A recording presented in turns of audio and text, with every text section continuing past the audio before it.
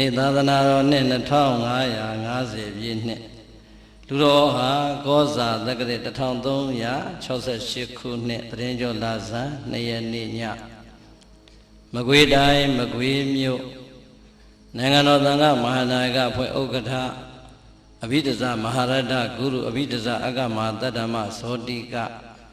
မကွေးဆရာတော်ကြီးဗတ္တန္တကုမာရဤဩဝါဒကိုခံယူ၍ဖွဲ့စည်းတည်ထောင်ထားသောမကွေးမြို့ကရုဏာရှင်များနာယကူညီမှုအသင်းဤ4နှစ်ပြည့်ဓမ္မပူဇာသဘင်ဝဲဓမ္မဒါနမတ္တိလူရှင်များဖြစ်ကြကုန်သောကွယ်လွန်သောဘိုးဘွားများနှင့်မိဘများကိုရည်စူး၍ဒုတိယဘုံမူကြီးဝင်းနိုင်ဒေါ်ကြည်ကြည်မေနှင့်ညီမမကြည်ကြည်ဆွေမမြင့်မြင့်ခိုင်မခိုင်ခိုင်သဖယားလန်အိုးဘိုရဲ့မကွေးမျိုးကမတည်၍ရလေးမြတ်နာမှာကြောက်လာရကုန်သောဓမ္မဆွေတော်မျိုးတော်များပေါင်းစုဆင်းရဲကျင့်ပပူဇော်အပ်သောဓမ္မသဘင်ဝင်ဟောကြားအပ်သော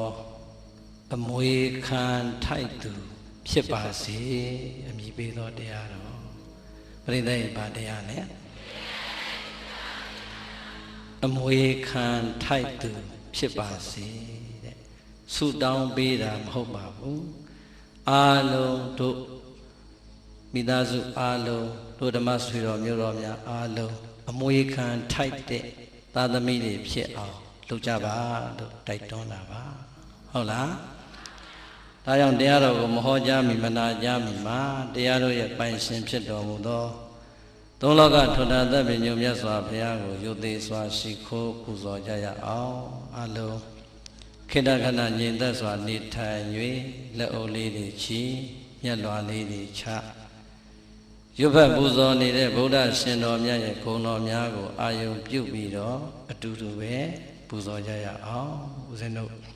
ဖြည်းဖြည်းလေးလေးနဲ့အာယုံယူလို့ရအောင်ပူဇော်ပေးပါမယ်ဣန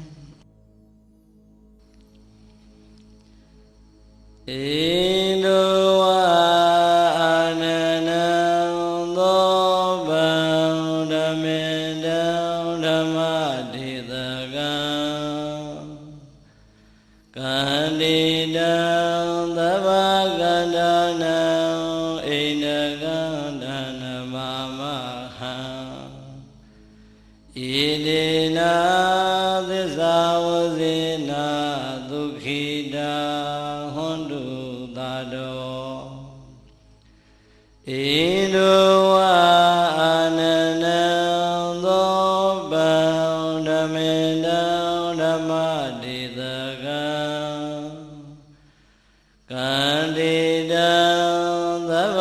ကန္တနံဣန္ဒကန္တနမမဟံဣတိနာသစ္စာဝဇေနာ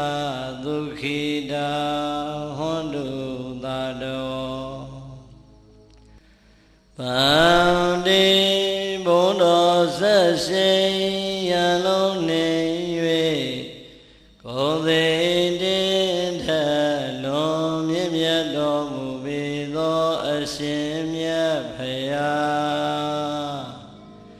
တေအရှင်မြတ်ဖရာဤအာနန္ဒံဘုမြောတင်ရှုမြင်မဝအမယနိုင်သောမြတ်နာတော်အပြင်သည်ဣန္ဒဝါအာကဝေဟင်ထကောင်းကင်ဝဲမောင်းနေလေသံယုံနံသောတာယောဝထေဝင်းဝေလာမင်းကြီးကဲ့သို့သောဗံဘုသူမြင်သူရှုသူအာသာအစာမပြေတင့်တယ်လဘတော်မူပါပေသည်ဖယားဣန္ဒဝအာနနံသောဗံသောတာယောဤဖြူဝေထေဝင်းဝေလာမင်းကြီးတမြဤညိုဝေကောင်းလာပါသောမျက်နာတော်အပြင်လည်းရှိတော်မူပါပေထသော ဓမ္မေတံတရားကျော်ခိုင်ထုံထိုင်ထိုင်နဲ့ရိုင်းဆိုင်နေသူနတ်လူအပေါင်းကိုလည်းဤကောင်းလမ်းပြယဉ်ကျေးအောင်ဆုံးမတော်မူပေထသောဓမ္မဒေသကံပွင့်လို့ချင်းချင်းကြွပွဲဝင်မြည်လူရှင်တတိုင်းကြတိုင်းပင်ကစားဝိနည်းယာကိုဒေသနာယီဤတိုင်းကျွေဟောပြတော်မူပေထသောသဗ္ဗကန္တနာအလုံးစုံသောအရာယရဏဟုသမျှတို့ထကန္တိတံအစတရားမကသာအောင်နိသက်ဖွယ်ရလည်းဖြစ်တော်မူပါပေထသောဣန္ဒကံရှိရှိသမျှဓမ္မဥသုံးအလုံးစုံကိုသိကြုံပိုင်သာဆိုရတော်မူပေထသောတဏ္ဍာယကံမဂင်ရှိစုအောင်လံထူ၍နေဘူးတောင်းမူဖောင်းကတို့ဖြင့်ဆောင်ဖို့တော်မူညာထိုရှင်တော်မြတ်ဖရာကိုအဟံဓမ္မကထာဒေသနာကိုဖွေရှာဟောမည်စိတ်ကရည်၍ကြံစီအားထုတ်ဖရာတပည့်တော်အကျွန်ုပ်သည်နမမိဓမ္မယုံပလင်ဥစီကသရာဟောရွှေရွှေမြူပြည်လည်းရင်ရှေးဥညောအခါကနေ၍အကျဉ်းချင်းကြောလိုက်ရပါတော့သည်မြတ်စွာဘုရား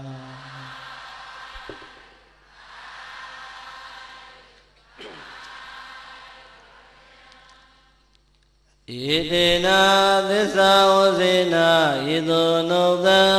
ဖော်ထုတ်ပြန်၍ဟုတ်မှန်စွာပြောဆိုရသောဗနာမသစ္စာစကားကြောင့်သာတောတရားချစ်ခင်စိတ်ကောင်းဝင်ရကုန်သောသင်သူတော်စင်တရားနာပရိသတ်ပေါင်းတို့သည်ဒုက္ခိတာအန္တရေပြောက်ပြဲစီဝါတက်လျက်စိတ်ဆက်ရွှင်လန်းဝမ်းပတ္တသာချမ်းသာခြင်းရှိကြကုန်သည်ဟွန်တုဖြစ်ကြပါစေကုန်သတည်းနေဒုက္ခသာကိုယ်ဆင်းရဲခြင်းစိတ်ဆင်းရဲခြင်း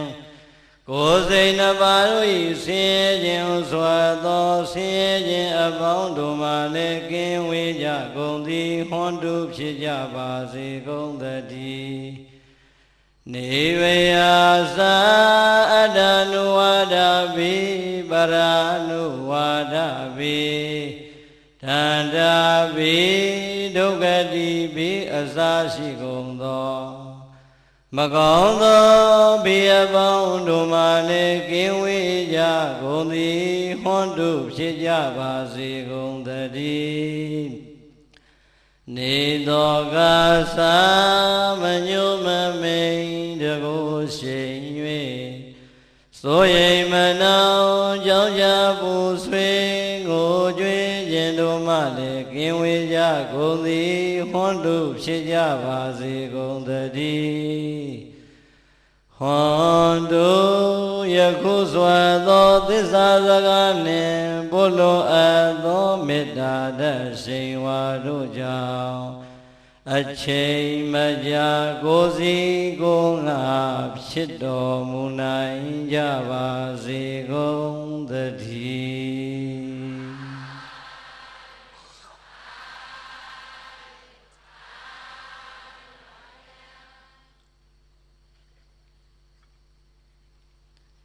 ဘာတရားတဲ့လေအမွေခံထိုက်သူဖြစ်ပါစေတဲ့ချမ်းသာသလိုထိုင်ပြီးတော့နာကြပါဟုတ်လားတင်မလင်ကိုထိုင်ရင်လဲထိုင်အစဉ်ပြေသလိုထိုင်တယောက်နဲ့တယောက်အစဉ်ပြေသူ့ပေါင်းကိုပေါင်းမအလှည့်ကြနင်းထိုင်ဒီတဲ့အစဉ်ပြေသူ့ပေါင်းမအိတ်ကိုပေါင်းမအိတ်ပြီးတော့ထိုင်ကဲပြိဿပျော်ပျော်ပါပါဟုတ်လားအားလုံးတို့ပြိဿမရတရားလင်္ကာလေးကိုတန်ပြန်လိုက်ဆိုဒီလူအုပ်ကြီးနေတာဆိုလိုက်တော့တရားမင်းအောင်ကြသိမ့်ထားတော့ဟုတ်လားအားလုံးလိုက်ဆိုမယ်နော်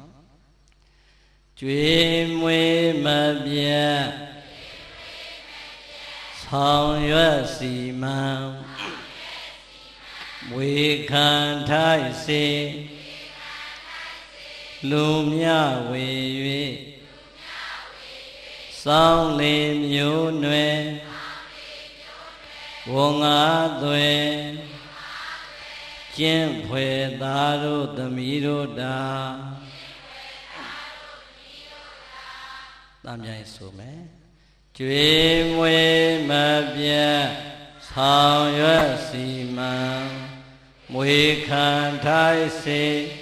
လူမြဝေ၍စောင်းလေမျိုးနွယ်ဝငါသွဲကျင့်ွယ်သားတို့သမီးတို့တာရမနေဘူးလားဘယ်ချိန်နဲ့ရဘယ်ရွယ်နဲ့ရဘာမှမသိတဲ့အရွယ်တွေကရတာကျွတ်တို့ညာသူညာသားဘုန်းကြီးကျောင်းတဝက်နဲ့ကြီးလာတာဆိုတော့အကုန်လုံးသိတယ်ဟုတ်လား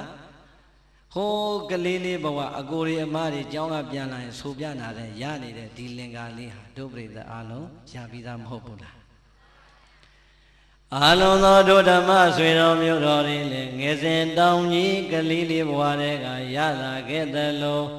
ဟောဒီမဒီကနေ့ထောက်တာဝဲကြီးကင်ထားတဲ့ကိုတော်လည်းဟိုးကလေးလေးကလေးကရလာတာပါပဲဒီတော့ပြိဿငယ်ငယ်လေးတဲ့ကယဉ်ဤထိတွေ့လာတဲ့လင်္ကာလေးဖြစ်တော့ဘာမှမဆန်းသလိုပဲမအောင်မေဘူးလားဦးဇင်းတို့လည်းတရားတွေဟောလိုက်မှာဒီလင်္ကာကောင်းလိုက်တာလို့ဒီလင်္ကာဘသူရေးတာလဲလို့လေ့လာလိုက်တဲ့အချိန်ကျမှဟာပေါ့ပေါ့သေးသေးမဟုတ်ပါလားဆိုပြီးတော့စာတွေပြန်ကြည့်ရတာဟုတ်လားရှင်မင်းဒီအုပ်စိုးခဲ့တဲ့မင်းတော်မင်းတရားလက်ထက်တော်ကာလကလေးက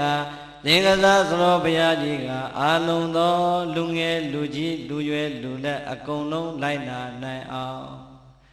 ဗုဒ္ဓရှင်တော်မြတ်ဟောကြားလိုက်တဲ့သုတ်တန်ကြီးတစ်ခုလုံးကိုခြုံမိငုံမိအောင်ရေးဆက်လိုက်တဲ့အခါကျတော့အဲ့ဒါကိုလူသားတိုင်းသိနေတာကသာသမီဝတ္တရား၅ပါးဟုတ်လားတကယ်တော့ပြိဿမြန်မာကဗျာမြန်မာစာလို့ထင်တော်လဲပဲဒီအချက်အားလုံးဟာမြတ်စွာဘုရားရဲ့သုတ်တန်တစ်ခုလုံးကိုသောဘုရားကြီးကယူပြီးတော့ဆက်ထားတာဒီတော့ဒီလင်္ကာဟာဘုရားဟောလားမြန်မာစာကမြန်မာစကားလားဘုရားဟောစကားဟုတ်လားဗုဒ္ဓရှင်တော်မြတ်ကိုတော်တိုင်ရွှေနှုတ်တော်ထွက်လို့ဟောကြားခဲ့တဲ့တရားဒေသနာသင်္ကစားသောဘုရားကြီးကလူသားတိုင်းအားလုံးနားလည်အောင်ဆက်ဆိုခဲ့တဲ့အတွက်ကြောင့်မြန်မာစကားမြန်မာစာပေလို့မထင်လိုက်ပါနဲ့တဲ့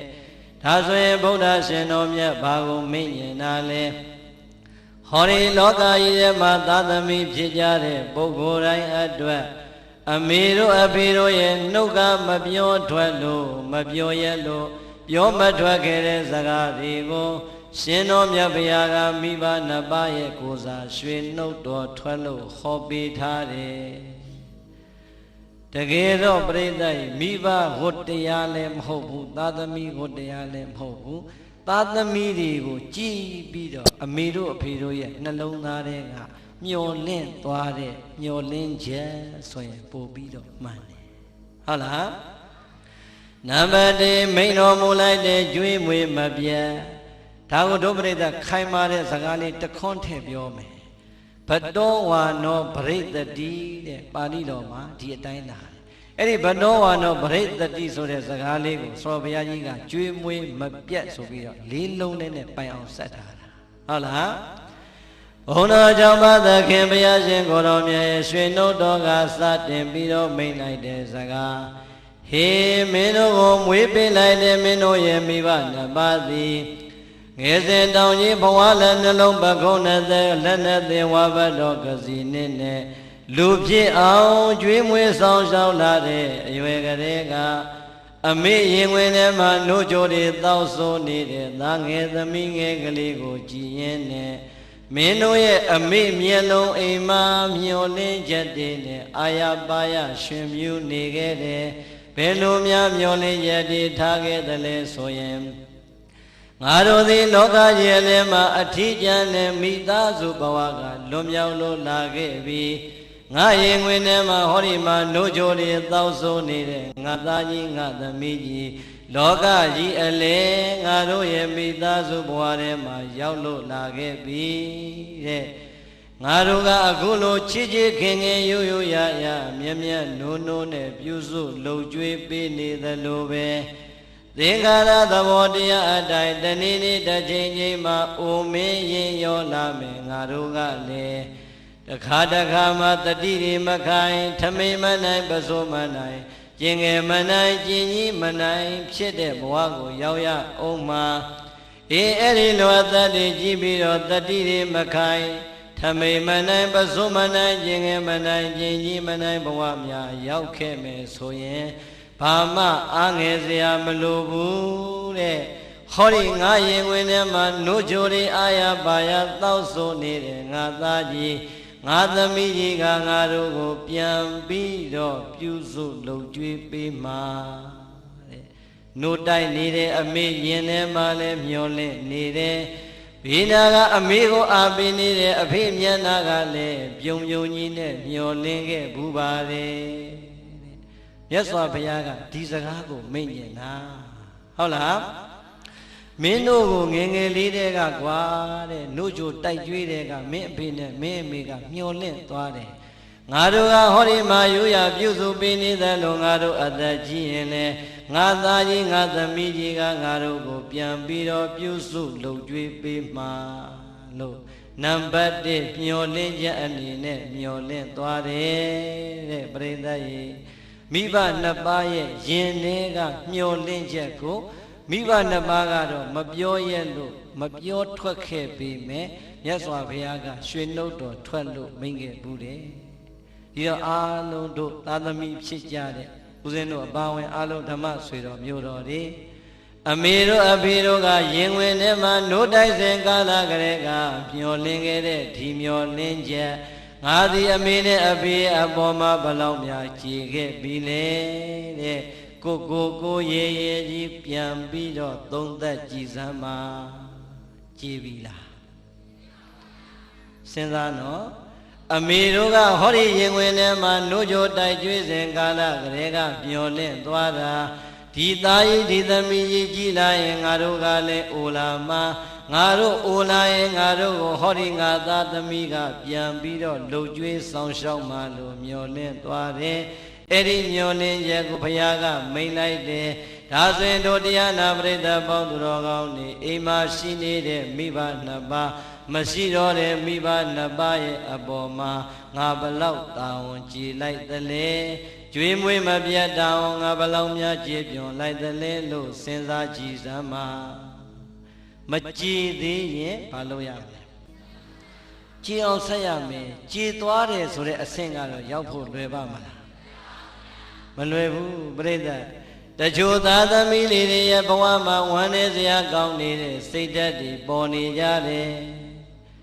အမေအိုအဖေအိုတွေတတိမခိုင်တော့ဘူးကျင်ငယ်ချင်းကြီးမနိုင်တော့ဘူးအေးမိမိရဲ့အိမ်ပေါ်မှာမိမိရဲ့မျက်စိရှေ့မှာမြင်နေပေမဲ့နှာခေါင်းလေးတရှုံရှုံနဲ့မလုံကြွေးမပြူးစိုးတဲ့သားသမီးတွေမြောက်များစွာရှိမနေဘူးလားကြည့်လိုက်စမ်းပြိဿဒီအချိန်ကျမှတတိမခိုင်လို့ကျင်ငယ်ကျင်ကြီးမနိုင်တဲ့အမေတို့အဖေတို့ဘဝကကိုကမြင်ရတာကိုယ်တော်ကပြိဿအမေရင်ဝင်ထဲမှာပါချခဲ့တဲ့အီအီတွေစုထားမယ်ဆိုရင်နေပါမလားမိမိပေါက်ချခဲ့တဲ့ရှူရှူတွေများစုထားမယ်ဆိုရင်ခါလံဘုံတွေနဲ့တောင်တည်လို့ရမယ်ကဲ အမေတို့အဖေတို့ရဲ့စိတ်ဓာတ်တွေကသာအမလေးဒီလောက်ညစ်ပတ်တဲ့ကလေးသွားဟဲဆိုပြီးတော့များပြစ်ခဲ့မယ်ဆိုရင်ပြစ်ခဲ့တဲ့နှလုံးသားများမိဘနှစ်ပါးရဲ့ရင်ထဲမှာရှိမယ်ဆိုရင်ကိုယ့်ဘဝဟာလူဖြစ်ပါမလားဘလောက်ပင်ဆိုပါစေဘလောက်ပင်ຫນွေပါစေကျင်ငယ်ကျင်ကြီးဘယ်နှကြိမ်မဲပါချသွန်ချပါစေငါသားလေးကရှိစရာငါသမီးလေးကရှိစရာငါသားလေးကချစ်စရာငါသမီးလေးကချစ်စရာလို့ရင်ဝင်ထဲကသားသမီးလေးကိုပျော်စရာလေးအဖြစ်နဲ့တော့အမေတို့အဖေတို့ကယူရပြီးတော့ကျွေးမွေးပေးခဲ့ရတာကို့အလဲကြမှာအမေနဲ့အဖေကိုယွန်စရာဆိုပြီးနှာခေါင်းရှုပ်နေအဲ့ဒီသားသမီးအမွေခံထိုက်ပါမလားဒါဘု து စကားလဲမင်းတို့မိဘနှစ်ပါးကမင်းတို့ကိုဟိုးငယ်ငယ်ကလေးတွေကနှုတ်တိုက်ကလေးကမွေးဖွားကလေးကမျောလင်းခဲ့တယ်ဒီမျောလင်းခြင်းမင်းတို့ကြည်အောင်မဆိုင်ရင်မင်းတို့သည်အမွေခံထိုက်တဲ့သာသမီမဖြစ်နိုင်ပါဘူးတဲ့ပရိသတ်ရေအဲ့ဒီအထဲမှာကိုဘယ်ဘက်မှာပါမလဲအလုံးတို့ပရိသတ်ဒီအမွေခံထိုက်တဲ့သာသမီဖြစ်ခြင်းသလားမထိုက်တဲ့သာသမီဖြစ်ခြင်းသလားကဲအမွေခံထိုက်တဲ့သာသမီကတော့လူတိုင်းမဖြစ်ခြင်းဘူးလားဖြစ်ခြင်းနဲ့အမွေခံထိုက်ပါတယ်ထိုက်ခြင်းပါတယ်ဆိုတဲ့ကိုယ့်ရဲ့လုံရဲ့လေးတွေပြန်သုံးသပ်ကြည့်ပါအောင်အမေနဲ့အဖေကိုဥဖြာဖြာဓမင်းပူပူဟင်ပူပူလေးကောင်းကောင်းလေးနဲ့ဘယ်နှခါများလှုပ်ကြွေးပြီးပြီလဲကိုရတဲ့လက်ကလေးတွေကိုရတဲ့ငွေကြီးလေးတွေနဲ့မိဘနှစ်ပါးအတွက်စေဝါကောင်းကောင်းလေးတွေဓာတ်စာကောင်းကောင်းလေးတွေနဲ့ဘယ်နှကြိမ်များတတိတရားနဲ့ခရော့ပြီးပြီလဲခြေစုပ်လက်နဲ့ဆိုတာအသာထားအောင်နော်ကျွတ်တို့တောသူတောင်သားလူရန်စားတွေရဲ့အသိဉာဏ်တွေထဲမှာသိပြီးတော့မလုပ်ဖြစ်တာတွေအများကြီးပဲဟုတ်တယ်မို့လားကိုမကလေးနှစ်ယောက်တော့ဟောဒီရင်ဝင်ထဲမှာလဲကင်ထားပြီးလက်မှာလဲတယောက်ဆွဲထားပြီးဆိုရင်တောင်ကြီးတော်တော်ကြီးတယ်ထင်ပြီးတော့အမေနဲ့အဖေရဲ့အိမ်ကိုတောင်မှမရောက်တဲ့သားသမီးတွေမြောင်များစွာမရှိဘူးလားမလုပ်ရဘူးနော်အမွေခံထိုက်ပါမလားဒီတော့အလုံးသောဒုဒကဓမ္မပေါင်းသူတော်ကောင်းနေခိုးတော်ကမသိရသော၎င်းတတိမမူမိရသော၎င်းဖယားအမိန်စကားကိုမသိတဲ့အတွက်ကြောင့်သော၎င်းအမှုမဲ့အမှန်ပဲနဲ့နေခဲ့ကြပါလိမ့်မယ်ဒီကနေ့တည်သွားတဲ့အချိန်မှာပြင်လိုက်ပြီးဆိုရင်တော့သူတော်ကောင်းစည်ရင်ထဲမှာတော့ကြံအောင်မှာပါသိရင်မသိရင်သိပြီးတော့မပြင်သူရုပ်မှာပို့ဆိုးသွားတယ်ဟုတ်တယ်မို့လားဒါကြောင့်မိမိတို့ရဲ့မိဘနှစ်ပါးသက်ရှိထင်ရှားရှိသေးတယ်ဆိုရင်တတ်နိုင်အောင်ကြိုးစားပြီးတော့ကျွေးမွေးပါတတ်နိုင်အောင်ကြိုးစားပြီးတော့ပြုစုလုပ်ကြွေးပါမိဘနှစ်ပါးရဲ့အပေါ်မှာမိမိတို့ရဲ့ယူရပေးလိုက်တဲ့ထမင်းပူပူဟင်းပူပူလေးနဲ့ခြာကျွေးလိုက်စမ်းပါမိမိတို့ရဲ့သိတတ်တဲ့အသိလိမ္မာလေးတွေနဲ့အမေတို့အဖေတို့ရဲ့နှလုံးသားကိုအေးချမ်းစေလိုက်စမ်းပါဟုတ်လားကျွေးမွေးမပြတ်ဆိုတာအဲ့ဒါပဲငါတို့ကကျွေးမွေးခဲ့သလိုပဲတဲ့ငါသားကြီးငါသမီးကြီးကြည့်ရင်လည်းငါတို့အားငယ်စရာမလိုတော့ဘူးပြုစုစောင့်ရှောက်မဲ့သူလောကကြီးမှာရလာပြီဆိုပြီးမျှော်လင့်ထားတယ်ဟုတ်လားတချို့သားသမီးလေးတွေပြောတာရှိသေးတယ်ကိုတော့တဲ့ကိုမှလည်းသားသမီးနဲ့လူမွေးစည်းဝါးကတက်နိုင်တဲ့လောက်တော့ကျွေးတာပဲတဲ့ဘယ်အချိန်တိုင်းတော့လုပ်ပေးနိုင်မလဲတဲ့ကဲအဲ့ဒါမျိုးရောမကြဘူးလားစဉ်းစားကြည့်စမ်းကျုပ်တို့ခမည်းတော်အမေရိကကျုပ်တို့ကိုတက်နိုင်တဲ့လောက်ရွေးပြီးမွေးလာတာဟုတ်ရလားအာရရရှိလို့မွေးလာတာဟုတ်ရလားတက်နိုင်အောင်ကြိုးစားပြီးတော့မွေးလာတာမိုးဘလောက်ခေါင်ခေါင်သီးနှံနေဘလောက်ပဲမရပါစေအမေရင်ဝင်တွေကမွေးလာမဲ့ကိုဝန်လေးကိုတော့အမေကယူရလို့ပေးနေတာပါပဲကိုအလဲကြမှာတတ်နိုင်တဲ့လောက်တော့လှုပ်ကြွေးတာပဲဆိုတော့ကိုပါဇက်ကထွက်တဲ့စကားကြီးကအရန်အောက်တန်းကြမနေဘူးလားမပြောပါနဲ့ပြောလည်းမပြောပါနဲ့အဲ့ဒီစိတ်ဓာတ်တွေလည်းမရှိပါနဲ့အမေနဲ့အဖေကိုယူရလိုက်စမ်းမှာပြုစုလိုက်စမ်းမှာလှုပ်ကြွေးလိုက်စမ်းမှာအဲ့ဒါဆိုရင်မိဘနှစ်ပါးရဲ့နှလုံးသားမှာလည်းငြိမ်းချမ်းလိမ့်မယ်ကိုယ့်ရဲ့ဘဝမှာလည်းဖရာသာဓုခေါ်ခံရတဲ့ပုဂ္ဂိုလ်ဖြစ်သွားလိမ့်မယ်ဒီဘဝမှာလည်းជីវတိုးတက်လိမ့်မယ်ဘဝသန္တရာမှာလည်းအစဉ်မြင့်တဲ့သုဂတိဘဝကိုရောက်ရလိမ့်မယ်အကောင်းကြီးဖြစ်လာမှာပါဟုတ်လား ဒီတော့နံပါတ်1အမွေခံထိုက်ဖို့ဆိုရင်မိဘကိုဘာလုပ်ရမလဲပြုစုလုပ်ကြွေးရမယ်ဒါဆိုရင်နံပါတ်2အပိုက်ကဘာတဲ့လဲဆောင်ရွက်စီမံနဲ့ဟောဒီငါတို့ရဲ့ရေဝင်ထဲမှာနှုတ်ကြိုတွေတောက်ဆုံနေတဲ့ငါသားငါသမီးကြီးတပြေးတပြေးနဲ့လူလုံးလူပန်းကြီးကြီးလာမှာဘဝမှာပညာရေးနယ်ပယ်စီးပွားရေးနယ်ပယ်တွေကူးဝင်လာတဲ့အခါရောက်ရင်ငါတို့လုံနေတဲ့ငါတို့ရဲ့လူမှုရေးတာဝန်တွေစီးပွားရေးတာဝန်တွေပညာရေးတာဝန်တွေဘာသာရေးတာဝန်တွေကိုပခုံးပြောင်းပြီးတော့ငါတို့ကိုကူညီစောင့်ရှောက်ပေးမှာလို့မိဘနှစ်ပါးရဲ့ယင်ထဲကနံပါတ်2ညှော်လင်းချက်ပေါ်လာပြန်ပြီတဲ့ဟုတ်လားမင်းတို့ရဲ့မိဘနှစ်ပါးကမင်းတို့ကိုဒုတိယမျှော်လင့်ကြတဲ့မျှော်လင့်သွားပြန်တယ်ဖယားမိန်တော်မူလိုက်တယ်အဲ့ဒါပါလေဆိုရင်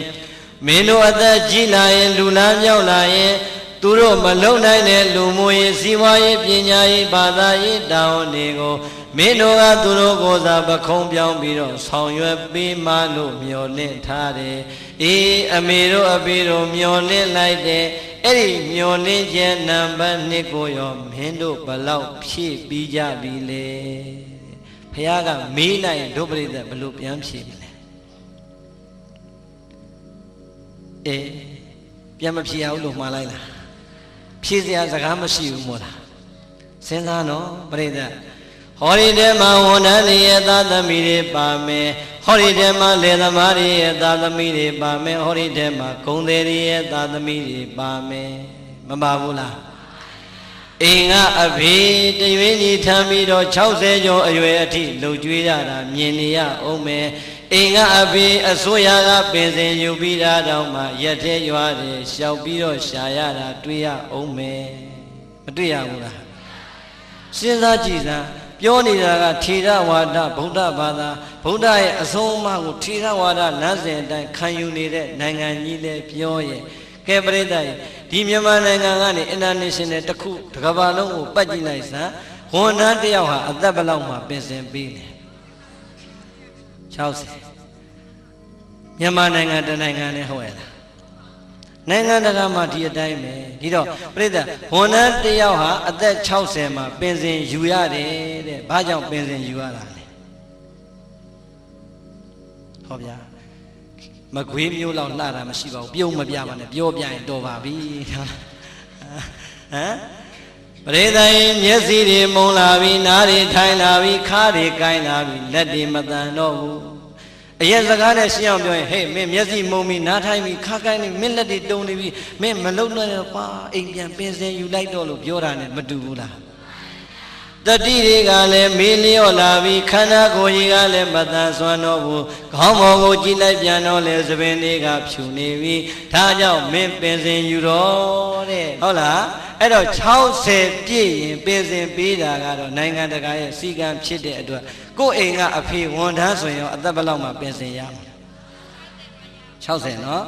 ဒါဆိုရင်အသက်60ရွယ်မှာတတိတွေချွတ်ချော်လာပြီခါးတွေကိုင်းလာပြီနားတွေထိုင်းလာပြီဆန်တွေဖြူလာပြီမျက်လုံးတွေကမုံလာပြီလက်ချေတွေမတန်တော့တဲ့အတွက်ကြောင့်ပင်စင်ပေးလိုက်ပါပြီတဲ့နိုင်ငံတော်ကတော့ပင်စင်ပေးလိုက်ပါပြီအိမ်ပေါ်ရောက်လာတဲ့ကိုအဖေနဲ့ကိုအမေသားသမီးတွေကပင်စင်ပေးပြီးပြီလား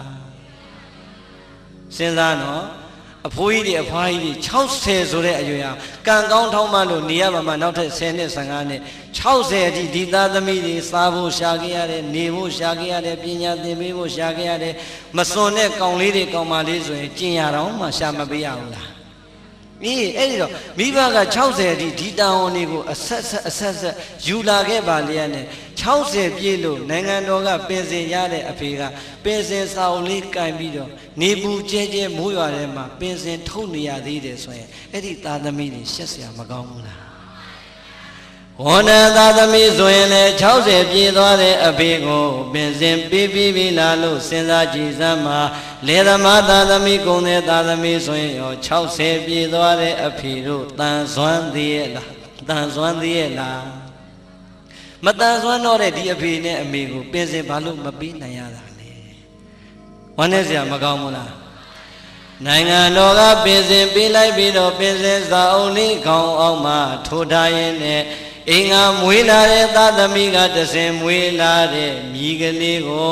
လက်ကဆွဲကြောင်းလွယ်အကြီးကိုတစ်ဖက်ကလွယ်ထမင်းညိုက်ကိုင်းရိုင်းတိုင်းတိုင်းနဲ့ကြောင်းကျိုးကြောင်းပိုးလှုပ်ရတဲ့အဖိုးကြီးအဖွားကြီးတွေလည်းမြောင်များစွာရှိဘူးလားကဲပရိသတ်စဉ်းစားကြည့်လားနိုင်ငံတော်ကတော့ပင်စင်ပေးလိုက်တာသာသမီပင်စင်မပေးလို့ဘဝမှာမချမ်းသာသေးတဲ့မိဘနှစ်ပါးရဲ့ဘဝတွေမြင်နေရတာမရှိဘူးလားကဲအဲ့ဒီသာသမီတွေအမွေခံထိုက်ပါမလားစဉ်းစားတော့ဖယားမိတ်တဲ့စကားဟုတ်လားအမွေခံမထိုက်ဘူးဆိုမှတော့သွားပြီအဲ့ဒီသာသမီနတ်ပြည်တွေနိဗ္ဗာန်တွေဆူတောင်းမနေနဲ့ဘယ်သွားမလဲ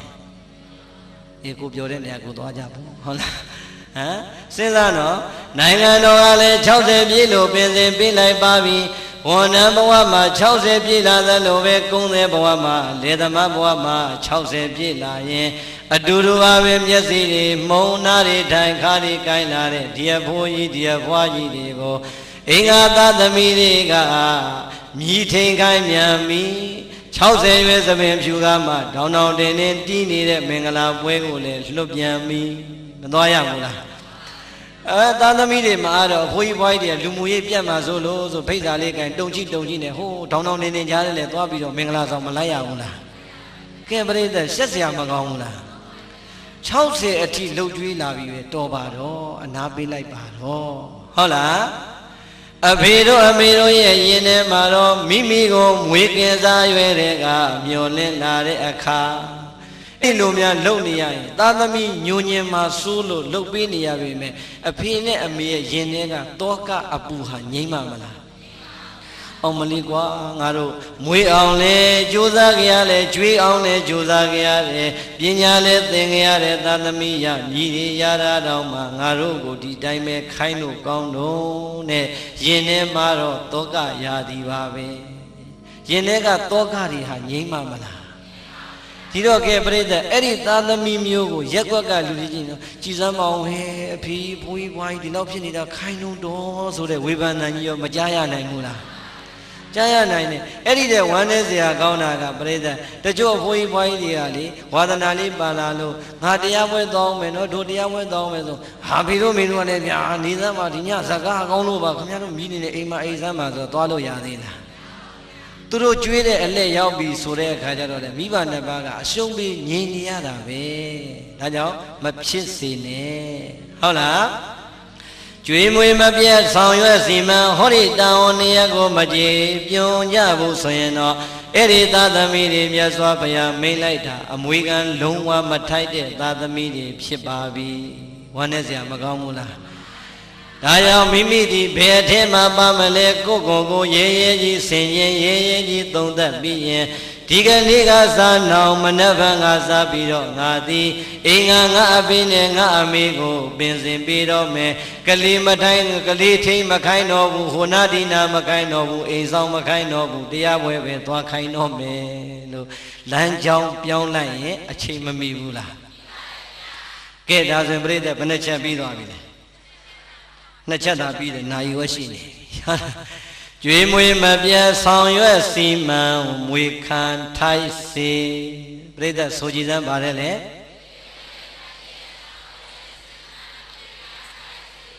မွေခံထိုက်စေ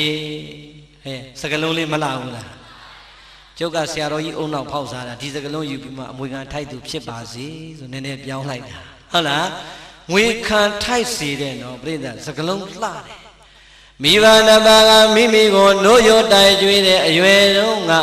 တတိယမျောလင်းသွားတဲ့မျောလင်းချက်ကငါတို့သည်ဟောဒီလောကရဲ့လဲမှာစီဝါတွေပညာတွေရှာရင်းနဲ့တပြေးပြေးနဲ့သေဆုံးသွားကြမှာငါတို့သေဆုံးသွားမယ်ဆိုရင်ဘာမှပူစရာမလိုတော့ဘူးဟောဒီလောကကြီးထဲမှာလောကုတ္တရာနေပင်မှာထားခဲ့တဲ့လောကုတ္တရာအမွေတွေရှိတယ်လောကီနေပင်မှာထားခဲ့တဲ့အိုးအိမ်ချမ်းမြေတိုက်တာရွှေငွေတွေကြံခဲ့လိမ့်မယ်ဟောဒီကြံခဲ့တဲ့လောကီလောကုတ္တရာအမွေကောင်းတွေကိုဖြင့်ဟောဒီငါသားတွေငါသမီးတွေကဆက်ပြီးတော့အမွေခံကြမှာငါတို့အမွေတွေကိုလည်းအမွေခံမဲ့သားသမီးတွေရပြီ ဆိုပြီးတော့ကိုယ့်ကိုနှုတ်တိုက်နေရင်နဲ့အမေတို့အဖေတို့ကပျော်လာခဲ့တာဟုတ်လားဒီတော့သားသမီးတွေရဲ့ဘဝဟာမကြဘူးလားအမေဖေသေးတော့အမွေတွေဘယ်လိုရလဲသားသမီးတွေရတာသိကြလားအမေနဲ့အဖေသေးရင်သားသမီးတွေအမွေခံထိုက်တယ်ဆိုပြီးတော့အမွေတွေယူလိုက်ကြတာပရိသတ်ရဲ့ပြေးအားပြေးကြောင်ခွဲလို့မပြီးဘူးဆိုရင်ယုံအောင်တက်ပြီးတော့အမွေခံထိုက်တာယုံတက်ပြီးတော့အမွေတွေမခွဲကြဘူးလားအမွေခံထိုက်လိုက်တဲ့သားသမီးတွေအမေနဲ့အဖေအသက်ထင်ရှားရှိစဉ်ကာလတုန်းကတော့ဟိုသားကိုပို့ပြီးတော့မျက်နှာလိုက်တဲ့ဒီသမီးအငယ်ကြတော့ပို့ပြီးတော့ဦးစားပေးတယ်ဆိုပြီးတော့စိတ်ကောက်သလိုစိတ်ဆိုးသလိုနဲ့အမေနဲ့အဖေရဲ့အိမ်ကိုမလာအမေနဲ့အဖေသေးပြီးဆိုတဲ့အခါရက်ကွက်ကသိအောင်သားသမီးအရင်မှန်သိအောင်ငိုရတာလဲပင်ပန်းကြပါတယ်ဒီလိုသားသမီးတွေရောမရှိဘူးလားအောင်ဖို့ကောင်းတယ်အမေနဲ့အဖေအသက်တင်ရှားရှိတုန်းကတော့အမေတို့ကသူ့ကြတော့ပူပြီးတယ်ကျွန်တော်ကြတော့လုံမပေးဘူးဆိုစိတ်ဆိုးမလားသေတဲ့အခါကျအဲ့ဒီလူကအချင်းငိုတာဘာဖြစ်လို့လဲအမွေစင်းထဲမှာမပါမှာကြောက်လို့ဟုတ်လားဒီတော့ပြိဿအမွေခံထိုက်ပါတယ်ဆိုပြီးတော့လောကဥပဒေကရောမပေးထားဘူးလားလောကဥပဒေကပေးလို့စားလိုက်ပေမဲ့ပြိဿအမွေကိုတခင်မထိုက်တဲ့သားသမီးဟာခံစားတိုင်းကြောက်เสียမကောင်းဘူးလားဒါဆိုရင်အာလုံးသောတို့တရားနာပရိသတ်ပေါင်းသူတော်ကောင်းတွေဟောဒီမကွေးတိုင်းရဲ့မကွေးမြို့နယ်မှာအမွေခံထိုက်တဲ့သာသမီတွေထဲမှာဘယ်မွေတွေဘလောက်ခံနဲ့အမေတို့အဖေတို့လက်ထက်တုန်းကဖရာတကာကျောင်းတကာတွေဖြစ်သွားတဲ့မိဘတွေမြောင်များစွာမရှိဘူးလားဇရက်တကာလမ်းတကာဂူကျောင်းတကာဖြစ်သွားတဲ့မိဘတွေမရှိဘူးလားကဲပရိသတ်နောက်တစ်ခုမေးမယ်နော်ဟောဒီမှာစင်းနေရွှေတွေငွေတွေတိုက်တွေကားတွေကြတော့လူရက်ပြီးတော့ငါတို့လဲဆိုင်နေငါလဲပိုင်နေလို့ခွဲနေလိုက်တဲ့သာသမီတွေ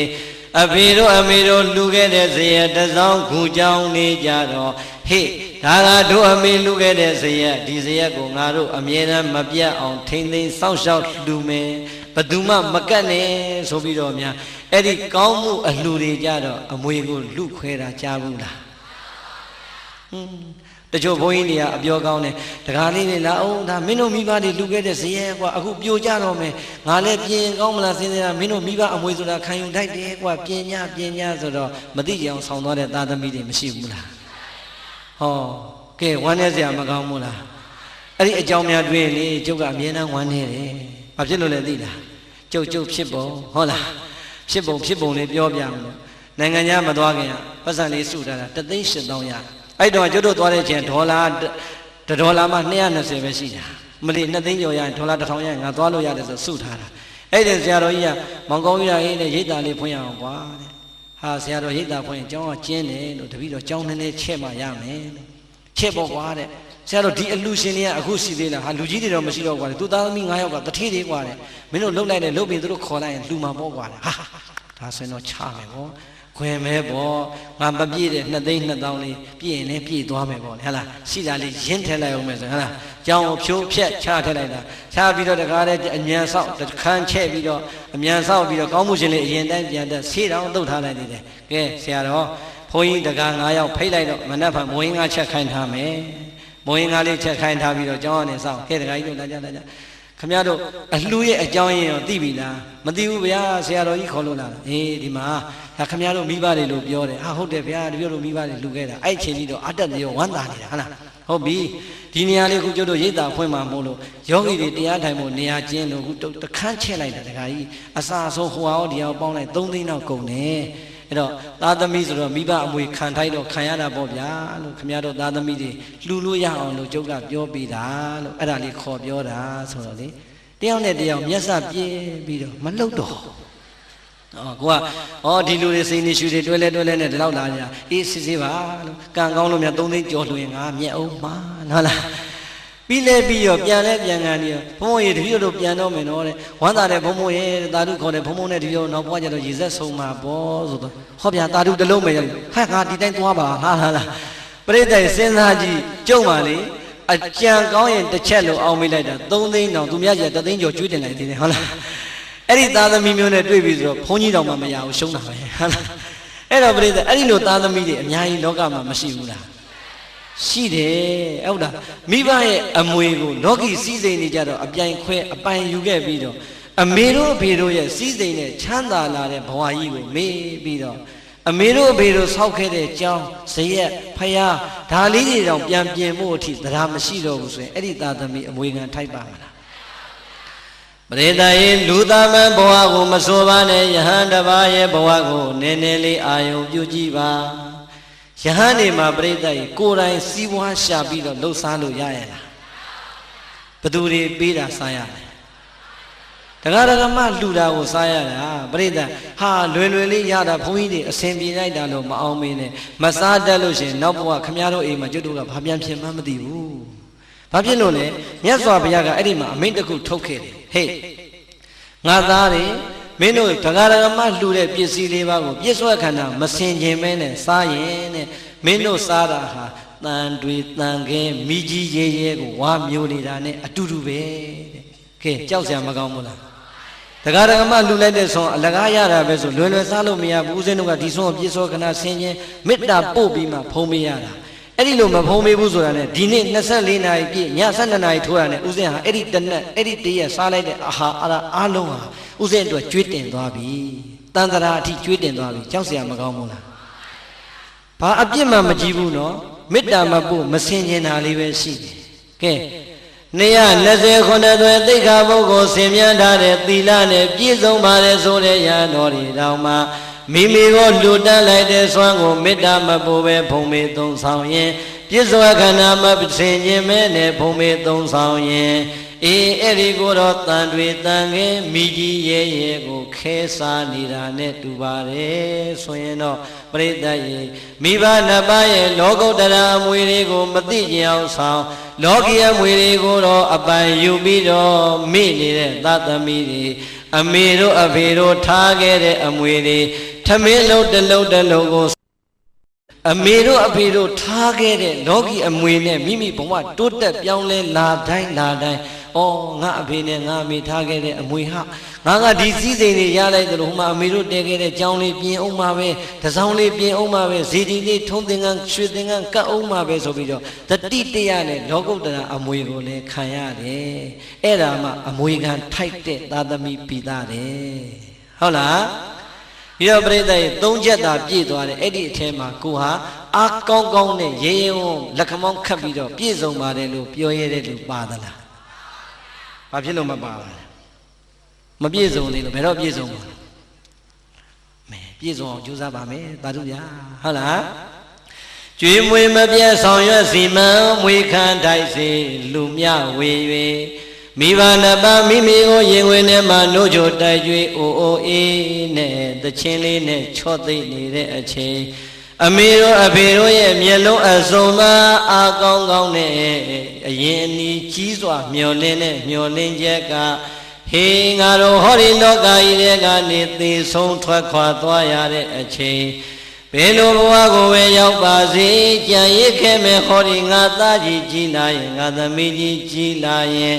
ကွယ်လွန်သွားတဲ့ငါတို့ကိုရည်မှန်းပြီးတော့ဒါနာကုသိုလ်တွေပြုလိမ့်မယ်သီလကုသိုလ်တွေဆောက်တည်လိမ့်မယ်ဘာဝနာကုသိုလ်တွေပွားများလိမ့်မယ်သူတို့ရတဲ့ဒါနာသီလဘာဝနာကုသိုလ်တွေပြုပြီးသွားတိုင်းမှာဖြင့်အဖေ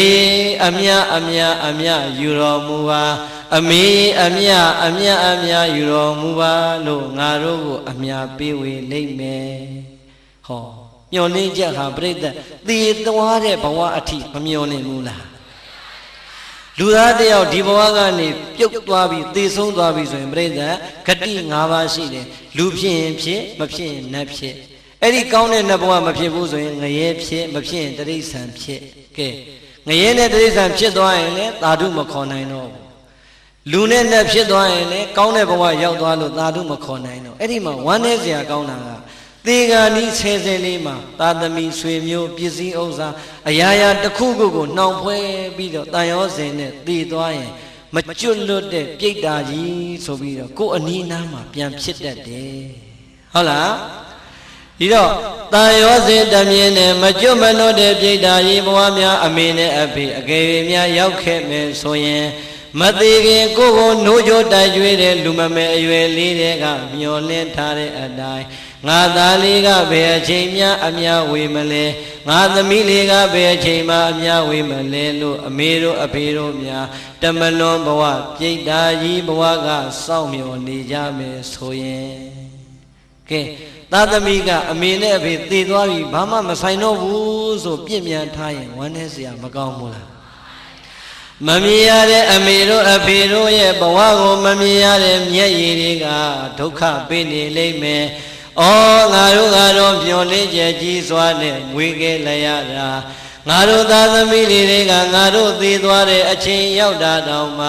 ငါတို့ကိုရင်မှန်းပြီးတော့ကောင်းမှုကုသိုလ်လေးမပြုကြပါလားလို့တမလွန်ဘဝကများအဖေနဲ့အမေမျက်ရည်ဆက်လက်နဲ့ကြာရအောင်မယ်ဆိုရင်ဝမ်းနည်းစရာမကောင်းဘူးလားဒီတော့အလုံးတို့တရားဓမ္မတွေဟောဒီထဲမှာ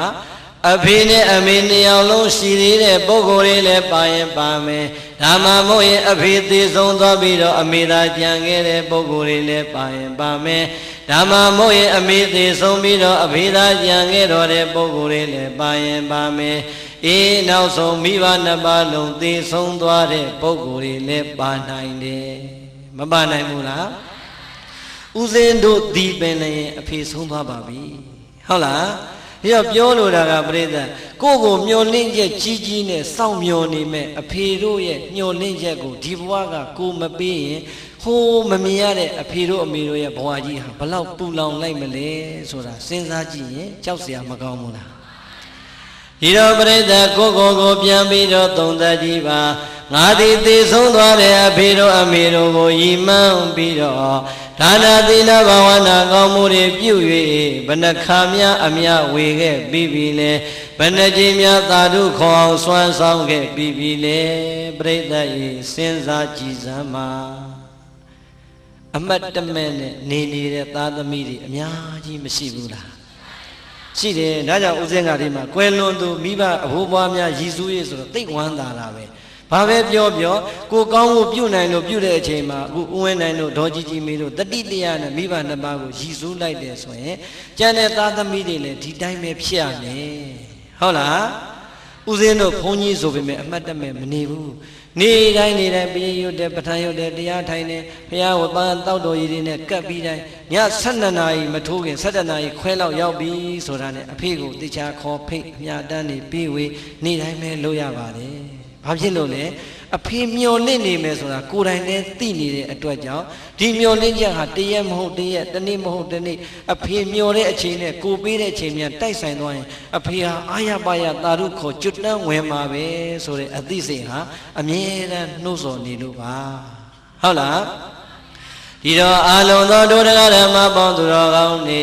အမေနဲ့အဖေကိုတကယ်ချစ်တယ်တကယ်မြတ်နိုးတယ်တကယ်တန်ဖိုးထားဆုံးမတ်ကြတယ်ဆိုရင်ကွယ်လွန်သွားတဲ့မိဘနှစ်ပါးကိုဘဝမှာခြားသွားပြီဆိုပြီးတော့ပြင်မှတ်ထားပါနဲ့အမေတို့အဖေတို့မျောလင်းသွားတဲ့မျောလင်းချက်နံပါတ်၄က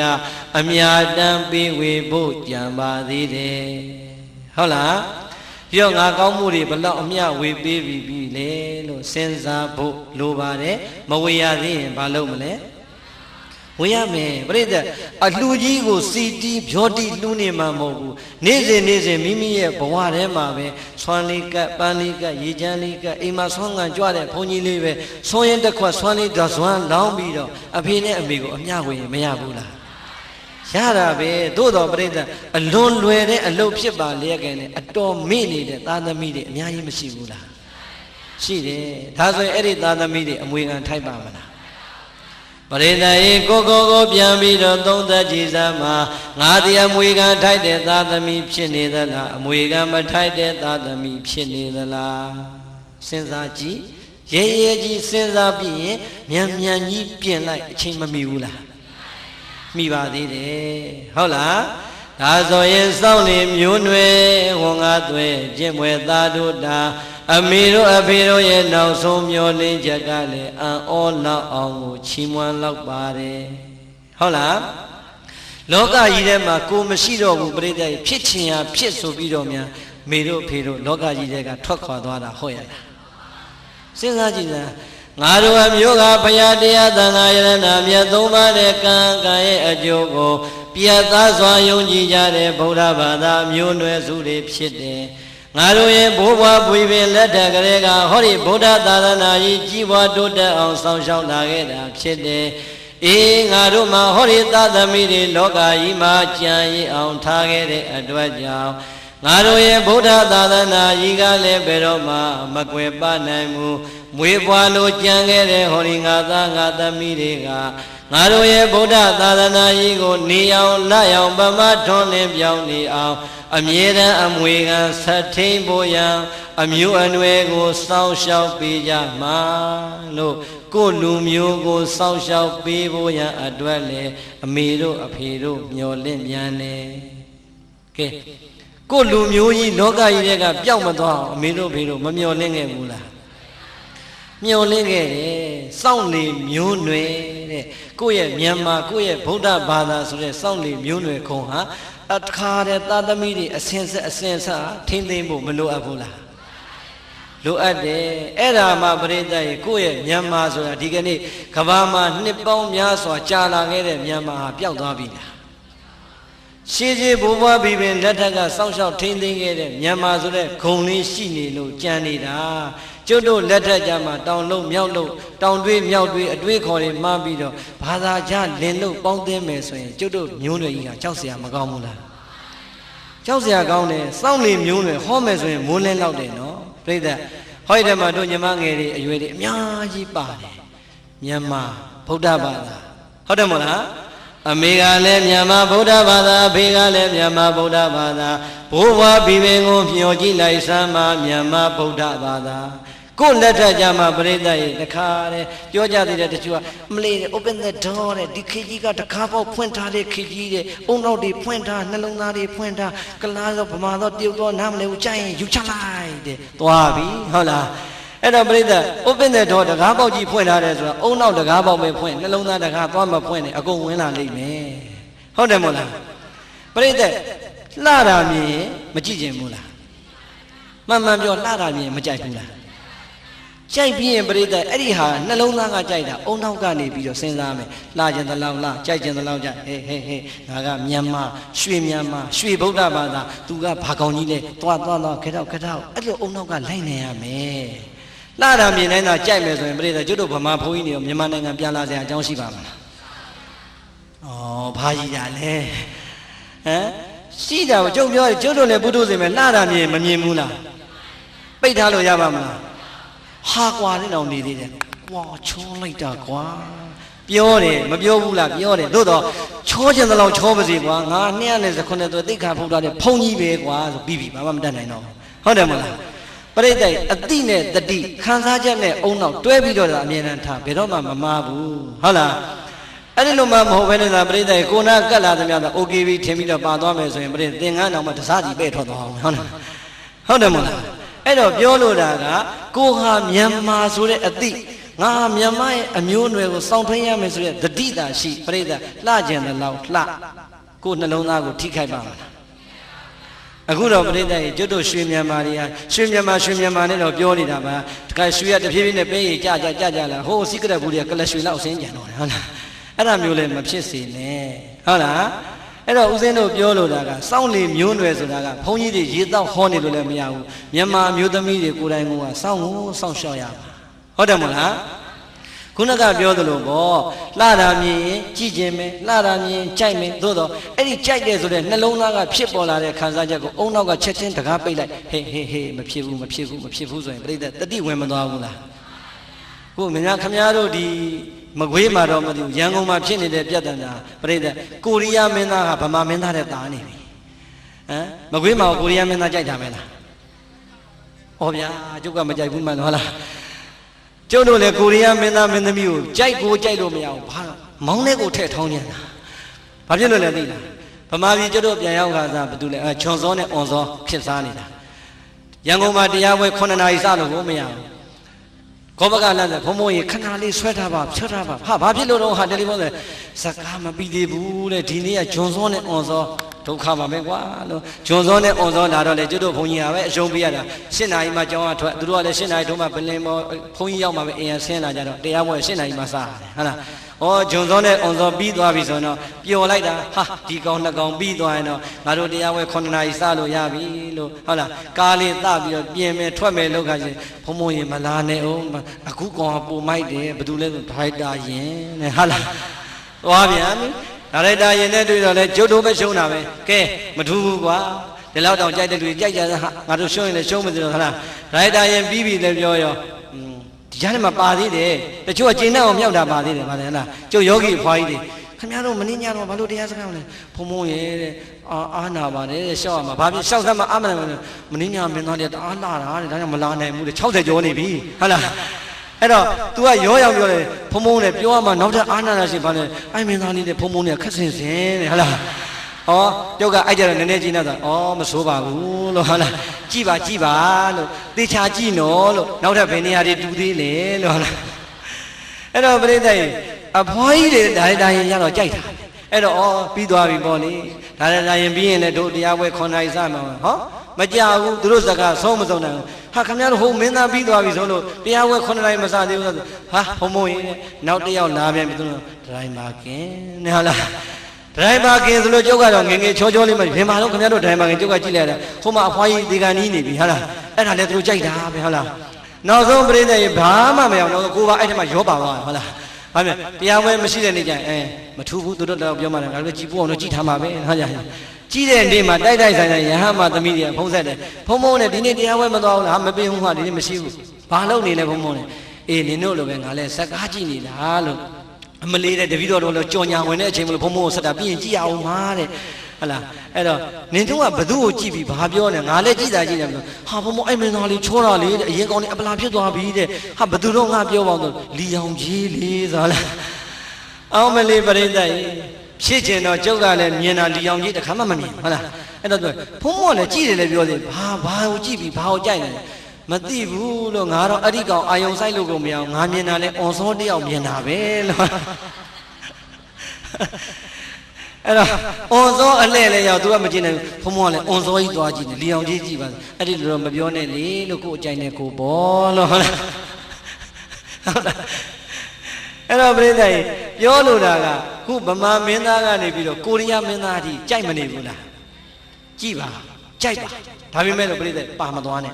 ပြဿနာမရှိဘူးဟုတ်တယ်မလားအဲ့ဒါပြောချင်တာပဲစောင့်နေမျိုးနွယ်ဆိုတာအဲ့ဒါပဲပုရုဇဉ်တဘာဝရလှတာမြင်ကြိုက်ခြင်းပဲကြည့်ခြင်းပဲကောင်းတဲ့အတန်လေးကြားရင်ခဏခဏကြားခြင်းပဲတို့တော့ပြိဿစဉ်းစားလိုက်ပေါ့ကိုကစောင့်နေမျိုးနွယ်ငါမြန်မာဗုဒ္ဓဘာသာငါတို့ကကိုယ့်မျိုးကိုယ့်အနွယ်ကိုယ့်ဘာသာသာသနာကိုစောင့်ရှောက်ထိန်းသိမ်းမှတို့ရဲ့ဘာသာသာသနာလူမျိုးဟာကဘာတည်သိမ်းပြီးတည်နေမှာပေါ့ဆိုတဲ့တတိလေးနဲ့သာနေရင်အမေတို့အဖေတို့ရဲ့မျောလင်းချက်ကိုလည်းဖြည့်ရရောက်တယ်ဖရာစကားကိုလည်းနားထောင်ရရောက်တယ်ဟုတ်တယ်မို့လားဒီကဘယ်နဲ့ချက်ပြီးသွားပြီလဲကျွေးမွေးမပြတ်ဆောင်ရွက်စီမံမွေခံတိုက်စီလူများဝေ၍စောင့်လေမျိုးနွယ်တဲ့ပရိသတ်၅ချက်တော့ပြီးသွားပါပြီအဲ့ဒီ၅ချက်ကိုညီအောင်လိုက်လာတဲ့သာသမီတွေအမွေခံထိုက်တဲ့သာသမီတွေဖြစ်ပါလိမ့်မယ်ညီအောင်မနေတိုင်းမလိုက်နာမကျင့်သုံးမှုဆိုရဲသာသမီတွေအမွေခံမထိုက်တဲ့သာသမီတွေဖြစ်ပါလိမ့်မယ်ဒီတော့ကိုယ်ဘယ်ထဲမှာပါလဲဆိုတာအမှတ်ပေးပြီးပြီလားဘယ်ထဲမှာပါလဲဘယ်ထဲမှာပါလဲပလင်ဘွားဘုန်းကြီးမစင်မချင်းတရားဝဲဆိုတာပြီးတယ်မရှိဘူးနော်မေးလို့မပြောလို့ကတော့ဆင်းကိုမဆင်းဘူးဟုတ်လားမိုးလင်းလင်းမစီဟုတ်လားကဲပရိသတ်ဒီ၅ချက်လေးဟာအမှတ်တမဲ့ပေါ့ပေါ့လေးနေတော့ငငယ်လေးရလာတဲ့လင်္ကာလေးဆိုတော့အမှတ်တမဲ့ပဲမနေဘူးလားအရေးမကြီးဘူးလား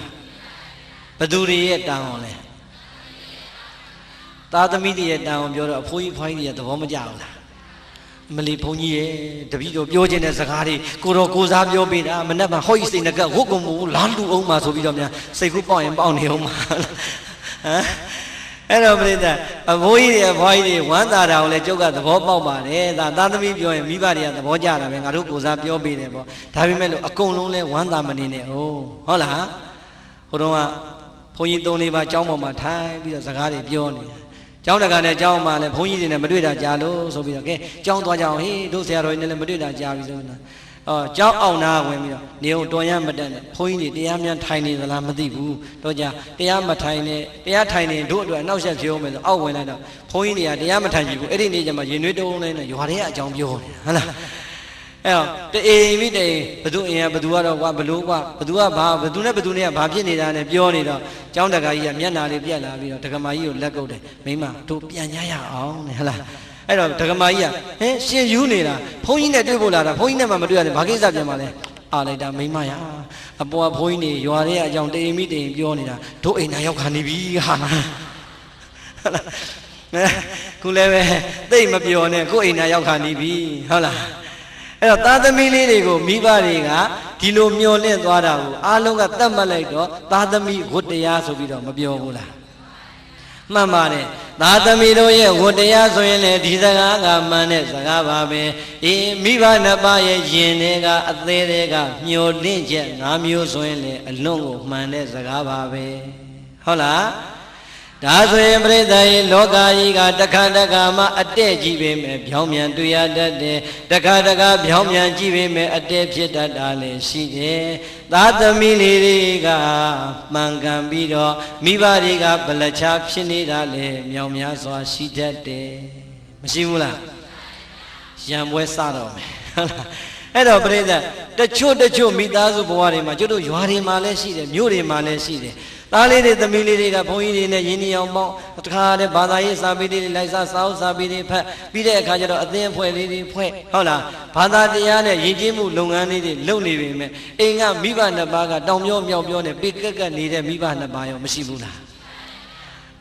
ပြိဿအများကြီးပဲဟုတ်လားတော်များများလည်းရှိတယ်အဲ့တော့ပြိဿစဉ်းစားကြည့်သားသမီးလေးတွေကဘုရားကျောင်းကံကိုသွားမယ်ဘာသာရေးပွဲတွေမှာသွားမယ်ကာယကံကုသိုလ်တွေနဲ့ရအောင်ယူမယ်ဝစီကံကုသိုလ်တွေနဲ့အာရပါရနဲ့ခေကျွေးပြီးတော့တိုက်တွန်းနေမယ်အေးအဲ့ဒီလိုသားသမီးလေးတွေကအာရပါရနဲ့ဘာသာသာသနာလုပ်ငန်းလိမ္မာစွာလုပ်နေပေမဲ့တချို့အိမ်မကြံတဲ့အဖေကတဏီကိုမိုးလင်းကမိုးချုပ်ပါလုံးမလုံးလက်ဖက်ရည်ဆိုင်မှာထိုင်တီဗီကလာတဲ့ဘောလုံးပွဲကိုပြိတ္တရေလောင်းတို့မနိုင်တာတစ်မျိုးလောင်းတို့နိုင်တာတစ်မျိုးအကုန်လုံးအချိန်ကံပေးပေးတေးတေးနေတဲ့အဖေကြီးတွေလည်းရှိတတ်ပါတယ်မရှိဘူးလားတချို့အမေတွေပိုးဆိုးသေးတယ်ထမင်းကိုကစောင်းတင်အတက်မဝဲဘူးတခါတည်းတရင်ဝင်ထွက်တယ်နံပါတ်ရှာနေတဲ့အမေတွေအများကြီးပဲမရှိဘူးလားသားသမီးကဘုရားကျောင်းကရောက်နေပဲအိမ်ကအမေကမနေ့9နာရီထမင်းမချက်ရတယ်ဘာဖြစ်လို့မနေ့ထမင်းစားကဏ္ဍအတွက်နံပါတ်ရှာလို့ကောင်းတော့ရှိတယ်ဟုတ်လားအဲ့ဒီလိုမိဘတွေရောမရှိဘူးလားအဲ့တော့ပြိဿအဲ့ဒီလိုမိဘတွေရှိနေတဲ့အခါကျတော့မိဘတွေရဲ့နှလုံးသားမှာတကယ်တော့ကောက်ချက်ချလိုက်ရင်တရားတရားမရှိလို့ပဲဟုတ်လားဖယားကိုမယုံကြည်တာတရားကင်းလို့တရားကိုမယုံကြည်တာတရားကင်းလို့သံဃာကိုမယုံကြည်တာတရားကင်းလို့မိမိပြုလုပ်လိုက်တဲ့ကောင်းမှုကံသည်ကောင်းကျိုးကိုပေးမယ်မကောင်းတဲ့အကုသိုလ်ကံသည်မကောင်းကျိုးကိုပေးမယ်လို့ယုံကြည်မှုမရှိသေးတာသည်တရားမရှိလို့တဲ့တရားမရှိတဲ့မိဘနှစ်ပါးကဘာသာတရားကိုဥပေက္ခပြုနေပေမဲ့သားသမီးလေးတွေကဘာသာတရားနဲ့အလွန်ကိုနီးကပ်နေတတ်တယ်ဒီတော့အဲ့ဒီလိုသားသမီးနဲ့မိဘကြားမှာပြဿနာဘယ်ကစလဲဆိုရင်အဲ့ဒီကကြတော့ဗျောင်းမြန်သားသမီးကအဖေနဲ့အမေကိုအားမလို့အားမရဖြစ်ရတာရောမရှိဘူးလားအဲ့တော့အားမလို့အားမရဖြစ်ရင်းကနေသားသမီးလေးရပြောဟာဘီတို့မိတို့ကလည်းဗျာဘုန်းကြီးတွေကနေအစုံကလာပြီးတရားဟောတာခင်ဗျားတို့ကဒီတရားပွဲလေးတော့သွားမနာကြဘူးလားပထမတော့ပြပြသားသားပြောတယ်နောက်ကြတော့တော့ကွာပြောမနေချင်ဘူးဘာဖြစ်မဲ့ဟာကြီးတွေလည်းမသိပါဘူးဆိုပြီးတော့ပြိတ္တဝစီကံနဲ့လည်းပြစ်မှားမိတတ်တယ်ဟုတ်လားဒါကြောင့်အဲဒီလိုမိဘနဲ့များနေရတဲ့သားသမီးတွေပါခဲ့ရင်အဖေနဲ့အမေဘာကြီးပဲဖြစ်နေပါစေကာယကံနဲ့လည်းမပြင်းမပါနဲ့ဝစီကံနဲ့လည်းမပြောဆုံးမပြင်းမပါနဲ့မနောကံနဲ့လည်းမပြင်းမပါနဲ့မိဘနှစ်ပါးကလည်းသားသမီးလေးတွေရဲ့နှုတ်ပြားမှာသားသမီးလေးတွေရဲ့လက်မှာသားသမီးလေးတွေရဲ့စိတ်မှာအကုသိုလ်ကာယကံဝစီကံမနောကံတွေမလွန်ကျူးမိအောင်ပြုပြင်ပေးလိုက်ပါဟုတ်လားသားသမီးဟာသားသမီးပဲမိဘဟာမိဘပဲမိဘမကောင်းရင်မကောင်းတဲ့အကုသိုလ်ကသူ့ပဲအကျိုးပေးမှာသားသမီးကမကောင်းတဲ့မိဘကိုသွားစော်ကားရင်စော်ကားခွင့်ရှိသလား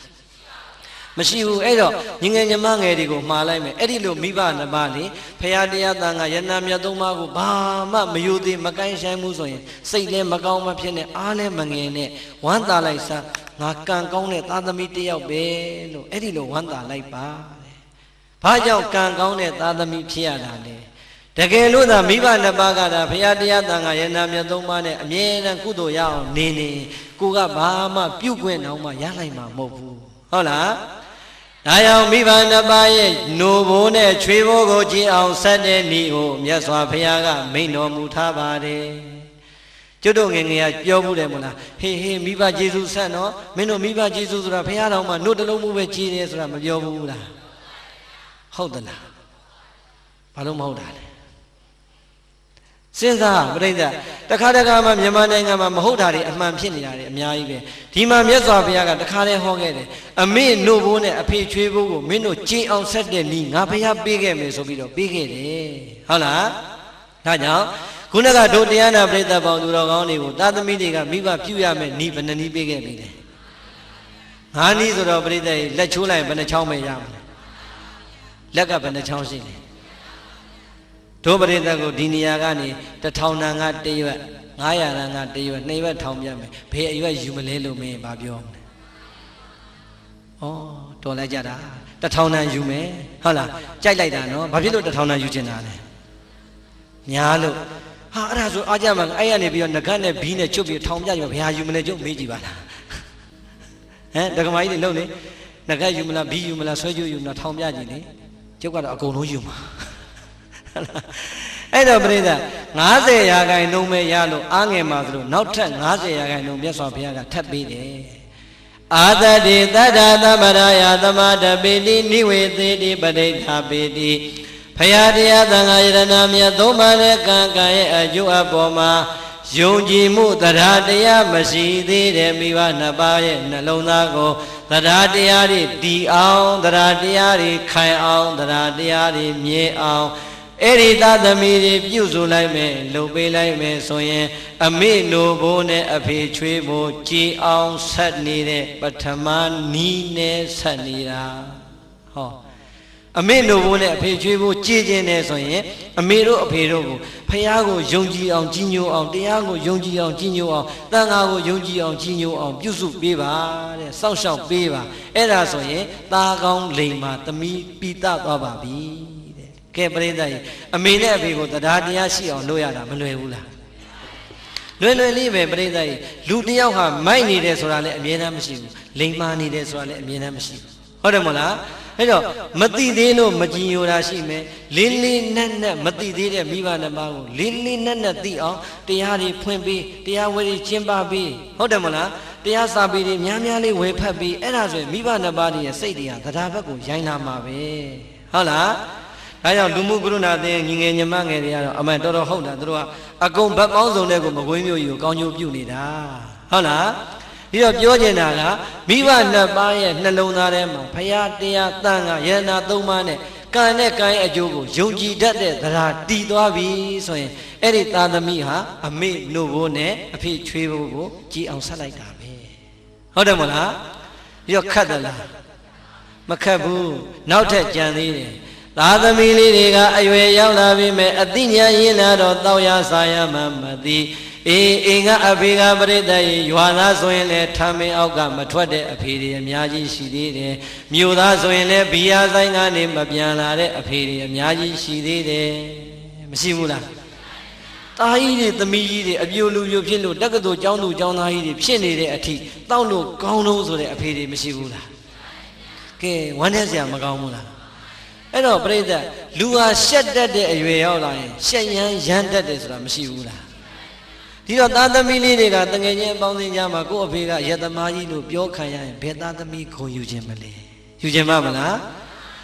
ကြောင့်အဲ့ဒီလိုမိဘနှစ်ပါးပါရင်လည်းမိဘနှစ်ပါးကပြန်လိုက်ပါသားငယ်သမီးငယ်တွေကလည်းမိဘနှစ်ပါးကိုချင်းသီလမကောင်းမှုဆိုရင်အပြစ်တွေတင်ပြီးတော့အချိန်နဲ့မဖြုံးကြပါနဲ့သီလမပြည့်စုံတဲ့မိဘနှစ်ပါးကိုသီလပြည့်စုံအောင်စောင့်ရှောက်ထိန်းသိမ်းလိုက်ခြင်းဟာဒုတိယအမေနို့ဘိုးနဲ့အဖေချွေးဘိုးကိုအခြေဆက်တဲ့နည်းပဲတဲ့ဟုတ်လား အာလုံးသောတို့တရားနာပရိသတ်ပေါင်းသူတော်ကောင်းတွေမြတ်စွာဘုရားလက်ထက်တော်ကာလတုန်းကအမ္ဘပါဠိထေရီမာကြီးဆိုတာကြားဘူးတယ်မို့လားဘယ်လိုကြားဘူးလားလဲမကွေးသူလားဟမ်အမ္ဘပါဠိထေရီမာကြီးဆိုတာပရိသတ်ကြီးငယ်ငယ်ရွယ်16 19 18 25နှစ်လောက်အထိအလွန်လှတဲ့အရွယ်မှာပြည်တန်စာမာကြီးဖြစ်ခဲ့တယ်။ဘာဖြစ်ခဲ့လဲ။ပြည်တန်စာမာကြီးဖြစ်ခဲ့တယ်။အံ့ဩစရာကောင်းလိုက်တာအလှအပကိုအရင်ပြပြီးတော့ပြည်တန်စာလှုပ်လာတဲ့အဲ့ဒီအမ္ဘပါဠိထေရီမာကြီးဟာအသက်50ကျော်60ဝန်းကျင်ရောက်တော့သာယဟန္တာရဲ့ဟောကြားတဲ့တရားကိုနာပြပြီးတော့မှသာသနာပေါင်းကိုဝင်ပြီးတော့ယဟန်ပြုလိုက်တာကိလေသာကင်းတဲ့ယဟန္တာထေရီမာကြီးဖြစ်သွားတယ်ဟုတ်လားကဲအမေကပြည်တန်စာသားကယဟန္တာသားကသာဟာငါအမေပြည်တန်စာကြီးငါအဖက်လို့မဖြစ်ဘူးငါယဟန္တာပဲဆိုပေါ့ပေါ့ရော့ရော့တောင်းမဲ့နေနိုင်မယ်ဆိုရင်သားယဟန်နဲ့အမွေခံမထိုက်တယ်လို့ပြိဿကြီးဟောဒီမှာအမေဖြစ်တဲ့ပုဂ္ဂိုလ်ရောတန်ဖိုးကြီးမားတဲ့တရားကိုရပါမလားအဲ့ဒါပဲအမေသီလပြတ်တာသီလပြတ်တာတခဏပဲသာသမီလှုပ်ပေးရမယ်တောင်းဟာသာသမီတောင်းအောင်မယ်ဟုတ်တယ်မဟုတ်လားဒါရောအလုံးသောဒုဒကဓမ္မပေါင်းသူတော်ကောင်းတွေကိုအာလုံးသိကြတဲ့ဇာကြောင်းလေးတစ်ခုပြောပြရစေအရှင်သာရိပုတ္တရာကြီးဆိုတာဒုပရိသတ်ကြားဘူးတယ်မဟုတ်လား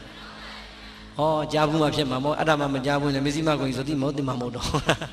အဲ့တော့အရှင်သာရိပုတ္တရာကြီးပြိဋိဘံစံတော့ဘယ်မှာစံလဲကဲဆရာလေးတရားကြည်ကြည်ပြောလေခင်ဗျားတို့ပဲသိတဲ့လူပါမှာဘသူအိမ်မှာပြိဋိဘံစံလဲအမေအိမ်ဟုတ်လား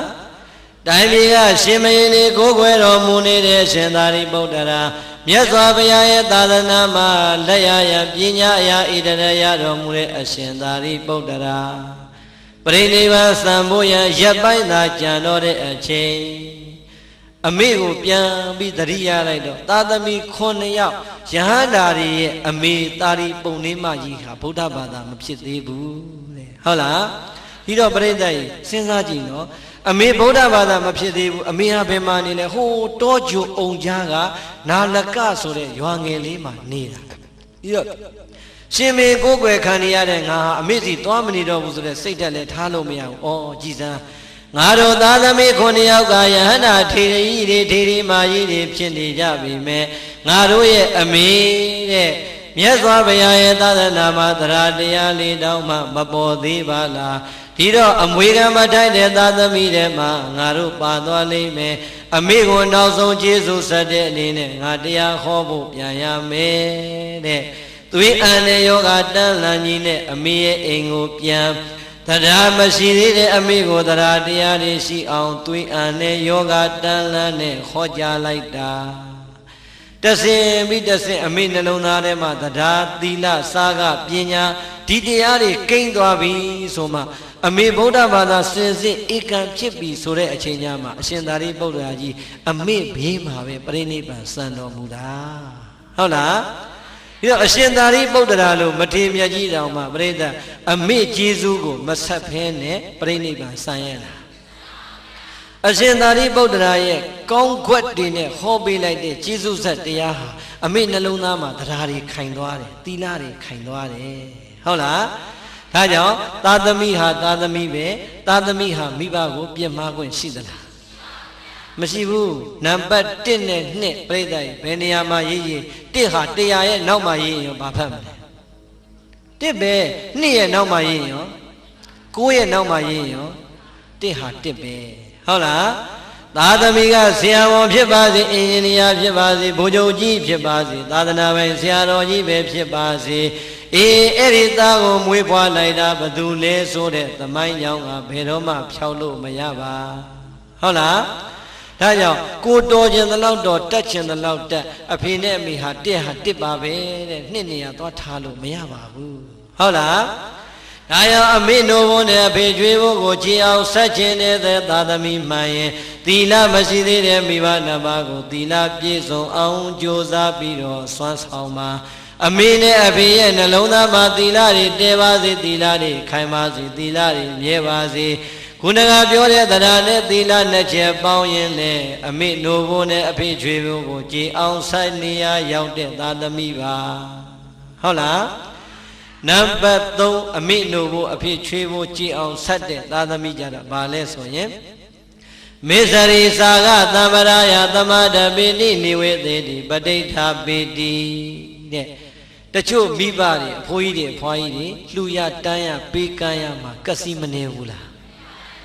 လှူရတန်းရမှာကစီသိမ့်နေတယ်ဘာဖြစ်လို့လဲရှေးကဖြစ်လာတဲ့မိဘတွေဆိုတော့ရှာရဖွေရတဲ့ဒုက္ခသိတဲ့အခါကြစ်ကြစ်ပအောင်ဆိုးပြီးတော့ထုတ်ထားတာလူမို့တန်းမို့များပြောလို့ရှိရင်ပြိဿသိတ်ကိုလက်မခံဘူးဟုတ်လား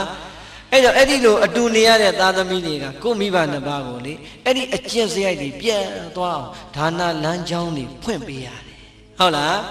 ဟောဒီမှာကရုဏာအသင်းကဘာတွေလုပ်နေလဲအခုတော်တော်များသွားပြီကျုပ်ဖတ်ကြည့်တာဖတ်လို့တော့မပြီးသေးဘူးတရားဝဲမှာပင့်လို့လိုက်လာရတာဟုတ်လားဒီတော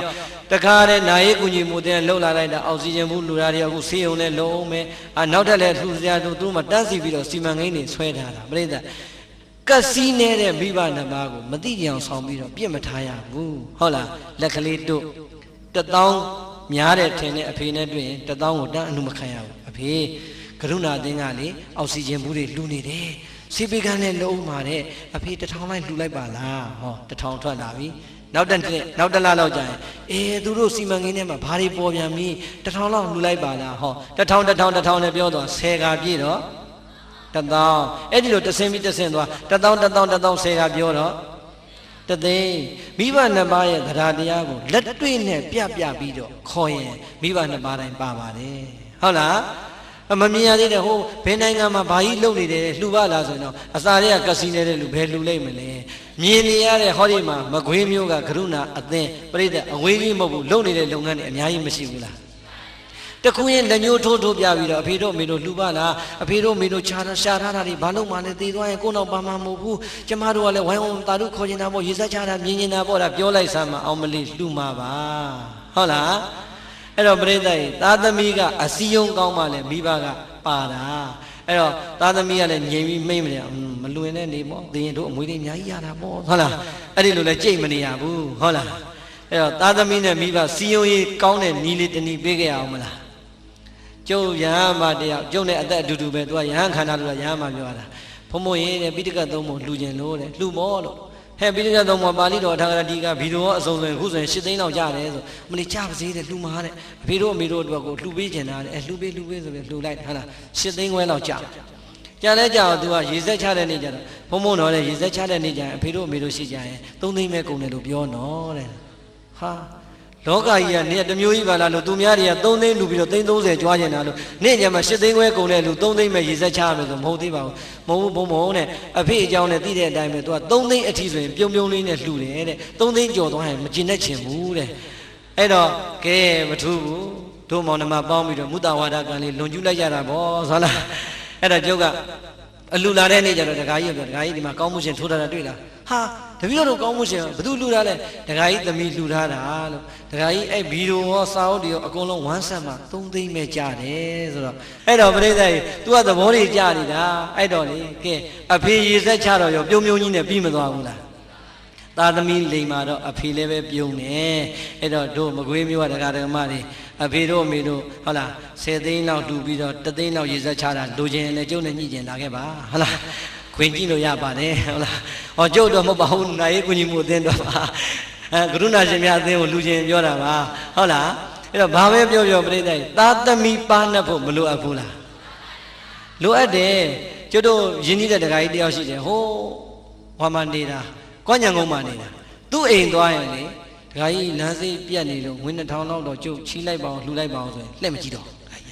အဲ့တော့သားသမီးတွေဖုံဖုံနဲ့အားလိုက်တော့တဲ့ဆန်းလူခံလိုက်တယ်ပြီးတော့မှဆိုင်းဖြောလိုက်ရတာပဲဟုတ်လားသူ့အိမ်မှာဆိုင်းတယ်အများကြီး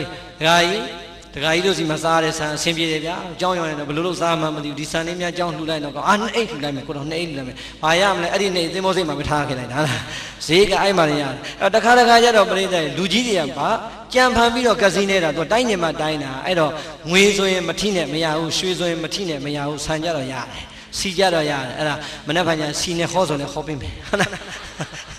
ဟုတ်လားအဲ့တော့ဒုပရိသစဉ်းစားတော့နှမျောတွန့်တင်နေတဲ့မိဘနှစ်ပါးကိုပေးကမ်းအောင်လှူဒန်းအောင်စွမ်းဆောင်နိုင်အဲ့ဒီသားသမီးဒီအမေနှုတ်ဘိုးနဲ့အဖေချွေးဘိုးကိုအခြေဆက်နေတဲ့နံပါတ်3နီးကိုပိုင်အောင်လုပ်နေတာဟုတ်လား ဒုပညေပညာသဗ္ဗရာယသမာဓပေတိနိဝေသေတိပဋိဋ္ဌာပေတိအေမိဘရဲ့နှုတ်ဘုန်းနဲ့ချွေးဘိုးကိုကြည်အောင်ဆက်ခြင်းနဲ့ဆိုရင်တော့ပြိဿရဲ့နံပါတ် 4 နည်းကပါလဲဆိုရင်ပညာမတတ်သေးတဲ့မိဘနှစ်ပါးကိုပညာဓာတ်ကြီးဖြစ်အောင်ကြိုးစားပေးပါပြိဿအမေနှုတ်ဘုန်းနဲ့အဖေချွေးဘိုးအကျေဆက်တဲ့နည်းနောက်ဆုံးနည်းသည်ပညာမတတ်သေးတဲ့မိဘနှစ်ပါးကိုမလုပ်ပြရမလဲပညာသင်ပေးရမှာဘာပညာသင်ပေးမလဲ ABC သင်ပေးမှာဟမ်ပြိဿပညာနဲ့ပြောနေတာလောကီပညာလောကုတ္တရာပညာမရှိဘူးလားဒီအဖေနဲ့အမေသွားပြီးခုကြမှာအာသုံးလုံးသင်လို့ရပါအောင်မလား ABC သင်လို့ရပါအောင်မလားမသင်နဲ့တော့ဟုတ်လားဟောဒီဘဝမှာတတ်သမျှပညာတွေဘလောက်ပင်တတ်ပါစေဘလောက်ပင်တော်ပါစေဝေဒုဂုံတို့ဒီဂရီတွေပြိဿရဲ့ဘလောက်ပင်များပါစေတဘဝတဏ္ဍစာတော်မှမနှဲကိုဝါအောင်ရှာရတာပါဟုတ်တယ်မို့လားကဲများတို့ရတဲ့ BA BSc ပွဲရှာမနေဘူးလားတလားကိုကျွေးမနေအောင်မနဲ့စားမနေအောင်လားအဲ့တော့ပြိဿဒါကြီးကိုပညာကြီးပဲအစစ်ကြီးပဲဆိုကင်ဆုပ်မာနတွေတက်မနေနဲ့မစ္စည်းမကိုကြီးဒေါက်တာဘဏ္ဍဘွဲ့ရပြိဿအမေဘဏ္ဍဘွဲ့ရမဟောပဲနဲ့ရပါမလားဟောရတာပဲဟုတ်လားဟောမှပဲအလုပ်ဖြစ်တာဟုတ်ဒီတော့ဘုန်းကြီးလည်းပဲဘွဲ့ရတော့လဲဟောမှအလုပ်ဖြစ်တာလူလည်းပဲဘွဲ့ရလဲအလုပ်လုပ်မှစားရတာပဲဒီတော့ဒီပညာကိုပညာအစစ်လို့ပြောလို့ရပါမလားသို့တော့လောကအနေနဲ့ဆိုရင်မပြည့်စုံလို့ရပါမှာသို့တော့ပြိဿဒီလောက်နဲ့ရက်ထားလို့မပြီးဘူးအမေတို့အဖေတို့ရဲ့ယုတ်တရားနာတရားမှာဝိပဿနာတရားမှာမရှုပွားသေးရင်ဝိပဿနာဉာဏ်ဆိုတာလဲနှလုံးသားထဲမှာပေါ်လာမှာမဟုတ်ပါဘူးအဲဒီကတစ်ဆင့်မြင်အောင်ကျင့်လိုက်တဲ့မဉဏ်ဘုံဉာဏ်ပညာဆိုတာလဲမိဘနှစ်ပါးရဲ့အသိဉာဏ်ထဲမှာတွေ့မှာမဟုတ်ပါဘူးတဲ့ဒါကြောင့်အဖေတို့အမေတို့ရဲ့နှလုံးသားမှာဝိပဿနာဉာဏ်မဉဏ်ဘုံဉာဏ်တရားကောင်းတွေတွေ့ဖို့ရန်အတွက်မိဘနှစ်ပါးကိုတရားအားထုတ်နိုင်အောင်စီစဉ်ပေးပါဟုတ်လားမိဘနှစ်ပါးကိုတရားအားထုတ်နိုင်အောင်တရားတွေနာနိုင်အောင်တရားသူတရားမြတ်တွေရအောင်ကြိုးစားပေးလိုက်တဲ့သာသမီမိဘနှစ်ပါးရဲ့နှလုံးသားမှာတရားတွေတည်သွားပြီခိုင်သွားပြီဆိုရင်အဲ့ဒါအမေလိုကိုနဲ့အဖေချွေးဖို့ကိုကြည်အောင်ဆက်လိုက်တဲ့သာသမီပြီးသားသွားပြီတဲ့ကဲတို့တရားနာပရိသတ်တွေအမေနဲ့အဖေကိုတရားစခန်းဘယ်နှခါပို့ပြီးပြီလဲလူ1000ကျော်လောက်ကဖြန်တော့မဖြစ်ဘူးအမေနဲ့အဖေကိုလည်းတရားစခန်းတစ်ခါမှမပို့သေးပါဘူးတပည့်တော်တို့ကလည်းမသေးသေးဘူးထင်လို့သွားဖို့တော့မစင်စားသေးပါဘူးဟုတ်လားအဲ့တော့ပြိဿစဉ်းစားနော်မိဘနှစ်ပါးရဲ့ဘဝဟာကိုယ့်ကိုလူလားမြောင်းအောင်လှုပ်ကြွေးခဲ့ပြီးပညာတတ်အောင်သင်ပေးခဲ့ပြီးအိမ်တော်ရသားတွေချပေးခဲ့ပြီး60ကျော်လာတဲ့အမေနဲ့အဖေရဲ့ဘဝမှာဘဝတန်တရာခရီးအတွက်အမြဲဆုံးဖြစ်တဲ့ဝိပဿနာတရားလေးမှာအာထုတ်ခွင့်ရမသွားဘူးအာထုတ်ခွင့်ရအောင်စီစဉ်မပေးလိုက်နိုင်ဘူးဆိုရင်ပြိဿအမေအဖေသေးလို့ငုန်းနေတာအလကားပဲဟုတ်တယ်မလားဒါကြောင့်မိဘနှစ်ပါးရဲ့နှလုံးသားမှာတရားတရားမရှိရင်တရားတရားတွေတည်လာအောင်သီလတွေမရှိရင်သီလတွေပြည့်စုံလာအောင်ပေးကမ်းစွန့်ကြဲတဲ့စိတ်ဓာတ်တွေမပေါ်ရင်ပေးကမ်းစွန့်ကြဲခြင်းလာအောင်ဝိပဿနာတရားတွေအာမထုတ်ခြင်းသေးရင်ဝိပဿနာတရားတွေအာထုတ်ဖြစ်အောင်ကြိုးစားပေးမယ်ဆိုရင်တဲ့အမေနိုဘိုးနဲ့အဖေချွေးဘိုးကိုကြည်အောင်ဆက်လိုက်တဲ့သာသမီပိသပါပြီဟုတ်လားဘေကဝေပရိသတ်လေးပါးจิตသားจิตသမီးတို့ဣဒဝတ္တဤမြတ်သောတည်မြဲခြင်းခိုင်မြဲခြင်းတို့ဖြင့်မာတာပိတရမိဘနှစ်ပါးတို့ရဲ့အပေါ်မှာဝါမိဘနှစ်ပါးတို့ကိုဟောကတေစာကျေးဇူးတွေပြန်လဲပေးဆက်ပြည့်တည်လဲဟောတိဖြစ်ပါပြီပฏิကတေစာမိဘနှစ်ပါးရဲ့ကျေးဇူးတွေကိုအတုတ်တပံပြန်လဲပေးဆက်ပြည့်တည်လဲဟောတိဖြစ်ပါပြီဣတိသောဘဂဝါဘုန်းတော်6ပါးသခင်ဘုရားရှင်ကိုရောမြတ်ကြီးသည်အဟောစာကရုဏာရှိသွားမေတ္တာအဖြင့်မိန်ကြတော်မူခဲ့ပါပေသတည်း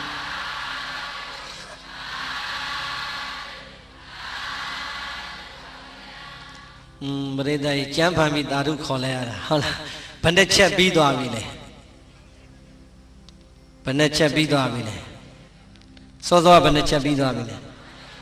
နှစ်ခုပေါင်းတော့အတိတ်ပြီးတာမဟုတ်ဘူးနော်တကယ်ဖျားစုပြောတာဟုတ်လား မိဘနှစ်ပါးရဲ့အပေါ်မှာမျောလင့်နေတဲ့မျောလင့်ချက်ကိုပစ္စည်းနဲ့ကျေစုပေးဆက်လိုက်မယ်မိဘနှစ်ပါးရဲ့အပေါ်မှာတရားသီလစာကပညာတွေခိုင်မြဲအောင်ကြိုးစားလိုက်မယ်ဆိုရင်အဲ့ဒီသာသမီအမေနဲ့အဖေကိုပစ္စည်းနဲ့လည်းကျေစုပေးဆက်ရရောက်တယ်တရားဓမ္မနဲ့လည်းကျေစုပေးဆက်ရရောက်ပါတယ်ဟုတ်လား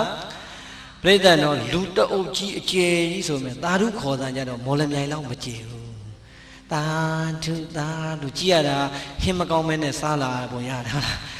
ာကျုပ်တို့ကဘုန်းကြီးတွေကလေတရားဘလောက်ရှိကြီးပိဋကတ်များရင်မမောဘူးသာဓုတန်တာကျယ်လိုက်မယ်ဆိုရင်ပလင်ပေါ်မှာမြောက်ကြွနေသလားအောင်မရတယ်အဲ့ဒီလိုအရသာရှိတာပိဋကတ်ကသာဓုတန်တိုးတိုးလေးဆိုဩငါတရားရှိလို့များစိတ်ကုန်ကြပြီလားမသိဘူးလို့အောင်းမေ့ပြီးတော့ရှေ့ဘာလို့ရမှမသိဘူးဖြစ်နေတာပိဋကတ်ကစိတ်ကုန်သွားပြီလားတဏှာကြီးတော့မခွဲသေးပါဘူးဟုတ်လားအဲ့တော့ပရိသတ်ကကြဲကြဲလေးသာဓုမရောရင်ပလင်မွားဘုန်းကြီးကအမောဖောက်လာပြီးတော့ဆင်းပြေခြင်းစိတ်ပေါက်လာတာ3 နာရီဆိုရင်တနာရီခွဲနဲ့ပြန်သွားလိုက်ပါဟုတ်လားအဲ့တော့အယောကောင်းမှအမောတတ်တာဟုတ်လားခင်ဗျားတို့ကဒါမကွေးမြို့ပေါ်မလို့လားမသိဘူးကျွတ်တို့ဝမ်းနဲ့မြို့နဲ့ကျွတ်တို့ရွာတွေမှာတရားဟောရင်ဒါအကြီးဖို့ကောင်းတာဟုတ်လားဟာဘာတွေပါလာလဲမလဲပဲရှိတဲ့လူကပဲတောင်းလိုက်ရှေ့မှာချတာဘုန်းကြီးရှိမှာပဲတောင်းနေဆန်တောင်းနေကြက်တုံတောင်းနေရှိတာတဲ့ကိုငွေဥသီးတွေရောအကုန်လုံးယူချတာဆန်တောင်းနေရေ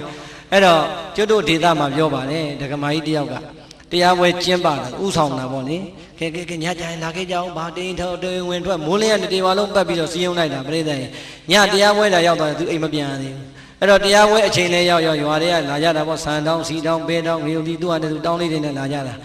ပြီးတဲ့အခါကျမှခောဘကဘာလို့လဲဆန်အောင်ဆန်ရင်ပဲကိုပေးရင်ငရုတ်ချင်းကြက်သွန်ရောပြီးအိတ်တွေပိုင်းနဲ့ထက်ပြီးတော့မှကားပေါ်တင်ပေးလိုက်ရတာဟုတ်လားအဲ့တော့ဒကမာကြီးကတရားပွဲလဲစသူရှေ့စောနဲ့တရားနာတနေ့အကုန်လုံးသူကလည်းပင်ပန်းထားတော့စိတ်ကလည်းပြင်းနေတဲ့အခါဘုန်းကြီးကိုကြည့်ဟုတ်လားဘုန်းကြီးကလည်းအဲ့ဒီနေ့သူ့တရားသူမှန်မှန်ဟောတာပါပဲဟောနေတဲ့အချိန်ကျမှဒကမာကြီးကတရားရဲ့စိတ်မပါပဲဟိုတိတိနဲ့ဘာတွေ့တော့ငါမနေ့ကအိမ်ကပြလောင်ထွက်လာအိမ်တော့မခက်ခဲမှုကြီးတော့ဟုတ်လားအိမ်တော့မခက်ခဲတာအဲ့ကြမှာသတိရပြီးတော့သွားပြီကုန်ပြီထင်တယ်ခက်ကလည်းတခိုးကြဖို့ပေါ်ပါပြီတင်တယ်ဟုတ်လားအဲ့တော့အိမ်ကိုစိတ်ရောက်သွားလိုက်တာပြိဿကြီးတရားကိုဖြောင်းဖြောင်းနာလို့ပြန်ဟိုဘက်လှည့်လိုက်ဒီဘက်လှည့်လိုက်ဟိုဘက်မျက်စောင်းထိုးလိုက်ဒီဘက်မျက်စောင်းထိုးလိုက်ထိုးရင်နဲ့ဘသူစီရောက်လာဘုန်းကြီးကိုကြည့်လို့အမလင်းတော့ရှည်လိုက်တာမပြီးနိုင်ဘူးဟုတ်လားအိမ်သာကုံသွားရင်ထင်းမနှက်ဖန်လမ်းစိတ်မလူတော့ဘူးဟုတ်လားစိတ်တူနဲ့ဘုန်းကြီးအန်ကျိတ်မော့ကြည့်နေပြီးတော့ဘာသွားတွေ့တော့ရှေ့ကပဲတောင်းနေဆန်တောင်းနေလည်းပွားလန်းနေကြည့်ပဲအမလီပြီးရင်ငါဒါတွေလိုက်ပေါင်းရင်ကိုအချိန်ကတော်တော်နိုင်ဝက်လောက်ကုန်အောင်ပါကဲမထူဘူးဟောစံကိုတော်လည်းဟောကျင်တော့ဟောကိုလည်းကိုတောင်းနဲ့ခုတည်းကရောထားတော့မယ်ပဲဆန်းရောထားတော့မယ်ပေါ့ရောတော့မယ်ဆိုဟိုနာတောင်းလေးဒီနာရွှေ့နီးရဆွဲပြီးတော့သူကြည့်ဒီလောက်အလိုက်မသိတဲ့ကိုတော့မနှက်ကြရင်တော့ကြောင်ရွေးပြီတော့ဟိုက်ပဲနဲ့ဟောဒီဆန်ကရောကိုထည့်လိုက်အောင်ဟုတ်လားစိတ်တူနဲ့ပဲတောင်းကြီးဆန်တောင်းကြီးနဲ့ကပ်ပြီးတော့သူ့လက်ပိန်ပိန်လေးနဲ့မကြည့်ဟုတ်လားမကြီးရွေးမနှက်ဖန်ရွေးပြီတော့ဟုတ်လားစိတ်ကလည်းတူနဲ့တခါတည်းပဲတောင်းကြီးမကြည့်နိုင်ရင်သူတခါတည်းရောတော့မယ်ဘုန်းကြီးကလည်းပလင်မွားကြည့်နေဒကမကြီးလှုပ်စီနဲ့ဘာလုပ်နေပါလဲဟုတ်လားအဲ့တော့ပဲတောင်းကြီးဆန်တောင်းကြီးရွေးဘုန်းကြီးဒုက္ခပဲမမြင်မဆန်းနဲ့ဟိုမှာပဲနဲ့ဆန်နဲ့ရောတော့မယ်ဟုတ်လားဒကမကြီးအဲ့ဒါပဲတွေသွားမရောနဲ့လို့ပြောရင်လည်းဘုန်းကြီးလောဘကြီးတာလူတီအောင်မယ်ဟုတ်လားအဲ့တော့ဒုက္ခပဲမောငါတော့တောင်းမှာကြောက်မှာသကောမရှိမမရှိတညာလုံးဟောတာမောရတဲ့အထက်မနှက်ဖန်ဒီပဲနဲ့ဆန္ဒတညေကုန်ယူရရင်တော့သွားပြီဟုတ်လားဘုန်းကြီးကလည်းပလင်မောနဲ့အဟောမဖြောင်းတော့အောက်ကဒကမလည်းအနာမဖြောင်းတော့ဟုတ်လားကဲဒီလောက်တော့လည်းမသိတဲ့ကိုတော့မောဇံပြီးရွေးအောင်ဟဲ့ဆိုပြီးတော့ဆန်တော့မနိုင်နိုင်နဲ့မားတယ်ပဲတောင်းထဲမှာနှခမ်းတင်မားတော့တဲ့အချိန်လေးရောက်ရင်ဘုန်းကြီးကမတတ်နိုင်တော့ဘူးဟေးဆိုလေတံပြောင်းဘုဇတိတိဗုဒ္ဓဘုဇတိတိဗုဒ္ဓဆိုတော့လေတံလေးနှွဲ့ပြလိုက်တော့ဒကမာကြီးကမော့ကြီးဟဲ့ငါဘုန်းကြီးဟော့ရှော့ဖြစ်သွားပြီဘယ်လိုဖြစ်တာလဲဟလားမော့ကြည့်ပြီးတော့ဒကမာကြီးမော့ကြည့်တဲ့အချိန်ကျမှမျက်လုံးချင်းစုံတော့ဘုန်းကြီးကအထာလေးနဲ့ဘုဇတိတိဗုဒ္ဓပင်နဲ့ဆန်နဲ့မယောငါမပြောရင်ရောတော်မီရောဘဂဝါအကျင့်ဘုရားရှင်ကိုရောမြတ်ကြီးသည်ဟလားဘုန်းကြီးကအထာလေးနဲ့လှုပ်လိုက်တော့မှဒကမာကြီးကဘယ်နဲ့ဘုန်းကြီးပဲတွေဆန်နေလဲပါလေဘာတွေဟောနေတာခါလားဘုန်းကြီးမော့ကြည့်ပြီးတဲ့အချိန်ဒကမာကြီးမော့ကြည့်တဲ့အချိန်ဘုန်းကြီးကနောက်တစ်ချိန်ထပ်ပြီးတော့မျက်လုံးချင်းဆုံးမှလက်လေးနဲ့ကံကဘုဇတိတိဗုဒ္ဓပင်နဲ့ဆန်းနဲ့မယောငါမပြောရင်ရောတော်မီရောဘဂဝါအကျင့်ဘုရားရှင်ကိုရောမြတ်ကြီးသည်ဆိုတော့မှဒကမာကြီးသဘောပေါက်တယ်ဩတဲ့ဘုန်းကြီးငါရောမှတိသွားပြီတဲ့ရောတော့ဘူးဆိုအဲ့ကြမှာတောင်းလေးပြန်ချတာဟုတ်လား ကဲတရားဝဲပြီးမှပင်းလေးပင်းဆိုင်ရောတော့ဘုန်းကြီးနောက်ထပ်မောစရာကြံသေးလားအဲ့တော့အယောမှန်မှအမောတတ်တာဟုတ်လားခုလဲဟောမို့ပရိသတ်တတိဆိုရင်တာတုလေးတော့ကြေခေါ်မှာပေါ့ပလင်မွားဘုန်းကြီးဟာငါဟောတာများမကြိုက်တော့ဘူးလားတတိကလည်းတူလိုက်တာတာတုကလည်းတူလိုက်တာဆိုရင်စိတ်ပြတ်တယ်ဟုတ်လားအဲ့ဒါဒီကကြည့်လို့နော်ဘုဇတိတိဘုဒ္ဓောနဲ့တွေ့မယ်ဟမ်အဲ့တော့ပရိသတ်အခုမိဘနှစ်ပါးရဲ့ကျေးဇူးကိုကျေအောင်ဆက်တဲ့နည်းတွေရမသွားဘူးလားကဲအဲ့ဒီကျေအောင်ဆက်တဲ့နည်းတွေသာသိလိုက်တယ်ကိုသုံးသက်ကြည့်စမ်းပစ္စည်းနဲ့ကျေးဇူးဆက်ရမယ်ငါးနည်းဟာကိုယ့်အတွက်ပြည့်စုံပြီလားတရားနဲ့ကျေးဇူးဆက်ရမယ်နည်းရောပြည့်စုံပြီလားမပြည့်စုံသေးဘူးအရှင်သာရိပုတ္တရာလိုပုဂ္ဂိုလ်ကြီးတောင်မှအမေနို့ဘိုးကိုကျေအောင်မဆက်ဖဲနဲ့ဒီလောကတွေကပြန်ထွက်သွားရတာအရှင်သာရိပုတ္တရာမထေရမြတ်ကြီးလည်းပဲဟောဒီလောကကြီးတွေကမထွက်ခင်အချိန်လေးမှာအမေနို့ဘိုးကိုကျေအောင်အမေအဖေချွေးဘိုးကိုကျေအောင်အမေကိုနောက်ဆုံးကျေးဇူးဆက်တရားဟောကြားပြီးတော့အမေနှလုံးသားမှာတရားသီလစာကပညာတရားတွေကိုတည်တတ်စေခဲ့ပါတယ်ပရိသတ်ရေရှင်တော်မြတ်ဖရာဆိုရင်လည်းကြည်လိုက်ကြပါဦးမြတ်စွာဘုရားရဲ့မေတော်မာယာပြိဋိနိနတ်ရွာစံပြီးတဲ့အချိန်မိတွေတော်ခောရမီကပဲရှင်တော်မြတ်ဖရာကိုမွေးဖွားရင်းနဲ့မကြည်ပြင်းခဲ့ရဘူးလား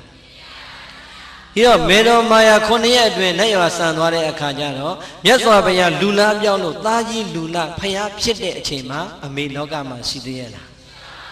မရှိတော့ဘူးသို့တော်ပရိသတ်အမေဘယ်မှာရှိသလဲဆိုတာတပ်ပင်ညုတရွှေဉဏ်တော်နဲ့ကြည့်လိုက်တော့အမေဘယ်မှာရောက်နေတယ်ဒါဝရိသနတ်ပြည်မှာရောက်နေတဲ့အမေရဲ့ကျေးဇူးတွေအမေဒီအဲ့ဒီအချိန်မှာနတ်သားကြီးတယောက်ဖြစ်နေပြီမဲ့လောကီလူဘဝတုန်းကအမေကိုကျေးဇူးမဆန်ရတဲ့ဘုရားရှင်အမေကိုကျေးဇူးတရားတွေတုံ့ဆက်ခြင်းတဲ့အတွက်ကြောင့်တာဝရိန္ဒနတ်ပြည်မှာတဝါဝါကတ်တော်မူလို့အဘိဓမ္မာတရားဟောကြားရင်းနဲ့အမေဖြစ်ခဲ့တဲ့နတ်သားကိုကျေးဇူးဆက်တော်မူခဲ့ပါတယ်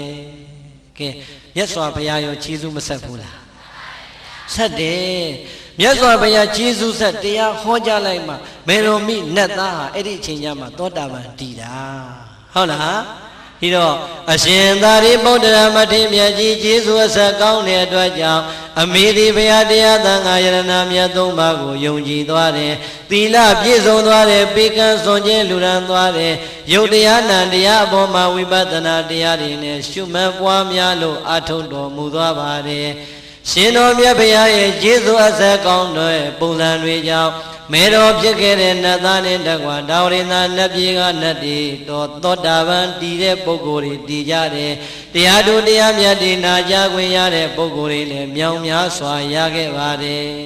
ဒီတော့ဖယားလည်းကျေးဇူးဆက်ရတာပါပဲအရှင်သာရိပုတ္တရာလည်းကျေးဇူးဆက်ရတာပါပဲဒီပုဂ္ဂိုလ်ကြီးတောင်မှကျေးဇူးဆက်ပြီးမှလောကကြီးကပြန်ထွက်သွားတယ်ဆိုရင်ကျေးဇူးမဆက်ဖဲနဲ့သာကျုပ်တို့ခမည်းတော်သွားကြရင်ပြိတ္တရေဘေကိုရောက်မယ်လို့ထင်ပါသလဲပျော်တဲ့လူတွေသွားကြကျုပ်တို့တော့မလိုက်နိုင်ဘူးနေခဲ့မယ်ဟုတ်လားဟမ်အဲ့တော့ကျုပ်တို့ဆိုတော့ကျုပ်ပြောမယ်ကျုပ်ကလည်းပြောရင်အာတွေ့နိုင်မရတာဟုတ်လားခမည်းတော်ဒီမကွေးမှာကျုပ်လို့သုံးတာအတူတူပေါ့ကျုပ်တို့အညာသားတွေကကျုပ်ပဲသုံးတာလေအဲ့ဒါလေအောက်ဖက်ရောက်သွားရင်မရဘူးဟုတ်လားအညာသားတွေခေါ်တဲ့တရားထဲမှာကျန်တာတွေအကုန်ကြိုက်တယ်အဲ့ကျုပ်ဆိုတာကြီးကိုမုန်းတာလေဟုတ်လားဒုက္ခပဲကျုပ်တို့ကလည်းငယ်ငယ်တည်းကကျုပ်နဲ့ပဲကြီးလာတယ်ကျုပ်ပဲပြောတတ်တယ်ပြောဟုတ်လားမုန်းပါတယ်ဆိုတော့နှစ်ကြော့လောက်ထပ်ထပ်ပြောနေဟုတ်လားအဲ့တော့တခါကြရင်သူတို့ပြောတယ်တော်ရန်အပြစ်မပြောနဲ့လို့အညာမှာကခင်များကျွန်တော်ဖြာကျုံတော်တင့်လျော်အောင်ဟဲ့ပြောပါကွနင်သုံးငါသုံးအရင်သုံးတစ်သလုံးကွမပြောနဲ့ဆိုပြီးတော့ဆရာတွေကရေကြီးမှုစကားသင်တော့အဲ့တိုင်းသင်တာခင်များကျွန်တော်ဖြာကျုံတော်ဆိုတာရိုင်းတဲ့စကားမဟုတ်ပါဘူးလို့ကဲပရိသတ်ရိုင်းသလားတော်ရန်မပြောနဲ့ရန်ကုန်ရောက်ရင်မှတ်တာနော်ကျမတို့နဲ့ကျင့်ခဲ့ဟုတ်လားရှင်နဲ့ကျမတို့ကျင့်ခဲ့ဟုတ်လားကျတို့ရွာကလေးတွေမြို့ခေါ်လာတဲ့အခါကျတော့ဟိုရောက်ရင်ဆရာတော်ကျုပ်တွေတော်တယ်မပြောနဲ့နော်ရှင်နဲ့ကျမနဲ့ပြောထက်တယ်ပြောနေဟုတ်လားကလေးတွေကလည်းအဲ့ဒါကိုသင်နေတယ်ပတ်လို့ဟုတ်လားဒီလဲရောက်ဟဲ့ဆမ်းပြီးဆိုရှင်နဲ့ကျမသူထူတာရှင်မဟုတ်တော့ဆိုဘုန်းကြီးကရှင်နဲ့ကျမနဲ့ပြောဆိုသူနှစ်ခုပေါင်းတစ်ခုမှတ်နေတာဟုတ်လားဟဲ့ဆမ်းပြီးလာသားရှင်နဲ့ကျမဟုတ်လားခုလဲသင်လဲတေချာသင်ခဲ့ကြအောင်ဟုတ်လားအဲ့တော့ကျုပ်ပြောနေတဲ့အခါကျတော့မကြိုက်တော့လေဒ ဒုက္ခပဲလို့ကျုပ်တို့စီမှာလို့ကျုပ်ဆိုတာမရိုင်းပါဘူးခင်များလည်းမရိုင်းဘူးနော်လို့ခင်များကြီးဆိုရင်တော့ရိုင်းတယ်လို့ဟုတ်တယ်မဟုတ်လားခင်များကြီးကျုပ်ကိုဒီတိုင်းမကြည့်နဲ့ခင်များကြီးဒီတိုင်းမပြောနဲ့ဆိုရင်မရိုင်းဘူးလားခင်များဆိုတာရိုင်းသလားမရိုင်းဘူးအဲ့တော့ကျုပ်ကပြောတယ်ခင်ဗျားတို့တော်ရန်အပြစ်မတင်နဲ့လို့တစ်ခါမှကိုမှန်တယ်ထင်ပြီးတော့မှားနေတာတွေအများကြီးနော်လို့ကျုပ်အဖြစ်လေးပြောပြမယ်ဆိုပြောပြခဲ့တယ်ဟုတ်လားအဲ့ဒီကျမှသူတို့သဘောပေါက်သွားတယ်ကျုပ်ပြောခဲ့တဲ့အကျုပ်ဖြစ်ခဲ့တဲ့အဖြစ်ကလည်းပြိဿတော်တော်ဝမ်းနည်းစရာဦးဇင်းက95ဟိုးချင်းပြည်နယ်ပလက်ဝသာသနာပြုသွားသေးတယ်အဲ့ပလက်ဝမှာဘာတွေရှိလဲခမီးလူမျိုးတွေချင်းလူမျိုးတွေမီဇိုလူမျိုးတွေတက်လူမျိုးတွေအဲ့လိုလူမျိုးတွေများတာအဲ့တော့လူမျိုးတစ်မျိုးရဲ့စကားပေါ့လေအဲ့ဒီလူမျိုးတစ်မျိုးရဲ့စကားကိုကျုပ်ကသင်လိုက်တာမသင်လို့ကလည်းမရအောင်အဲ့ဒီလူမျိုးတွေအဲ့ဒီပလက်ဝမျိုးမှာကြီးစိုးတာကြီးစိုးတဲ့အခါကျတော့ကျုပ်ကနေเจ้าမှာเจ้าသားလေးရတယ်အဲ့ဒီလူမျိုးတွေပဲကျုပ်မွေးတာဒီတော့ဖြစ်ပုံကပရိသတ်ကြီးလူမျိုးကြီးခေါင်းဆောင်တခါကြီးရဲ့သမီးကเจ้าဆရာမအကုန်လုံးပြောရင်တော့အပြိုကြီးဟုတ်လာ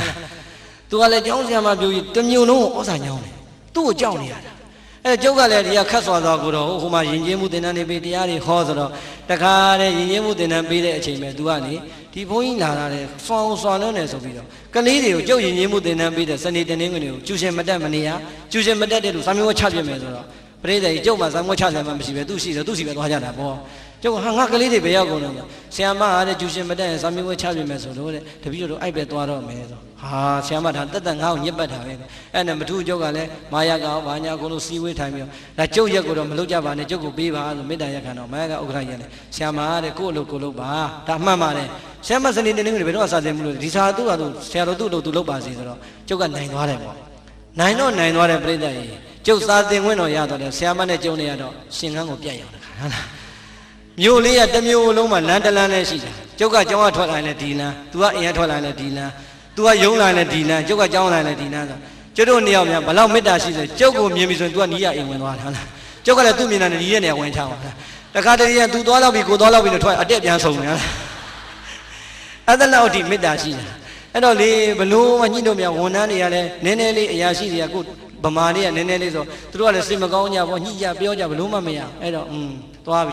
ငါရာဆိုရင်တော့တွင်ပြီပေါ့လေအဲ့ဒါနဲ့ကလေးတွေကိုပြောတယ်ပြန်တော့မယ်နေမနှက်ပံတပတ်ခါဆိုပြန်တော့မယ်ငါမနှက်ပံတရက်ပဲနေရတော့မယ်ကွာလို့မင်းတို့ဆရာမကြီးကိုပြောလိုက်ပါလို့ငါတို့ဗမာလူမျိုးတွေကနှိမ်တာမဟုတ်ပါဘူ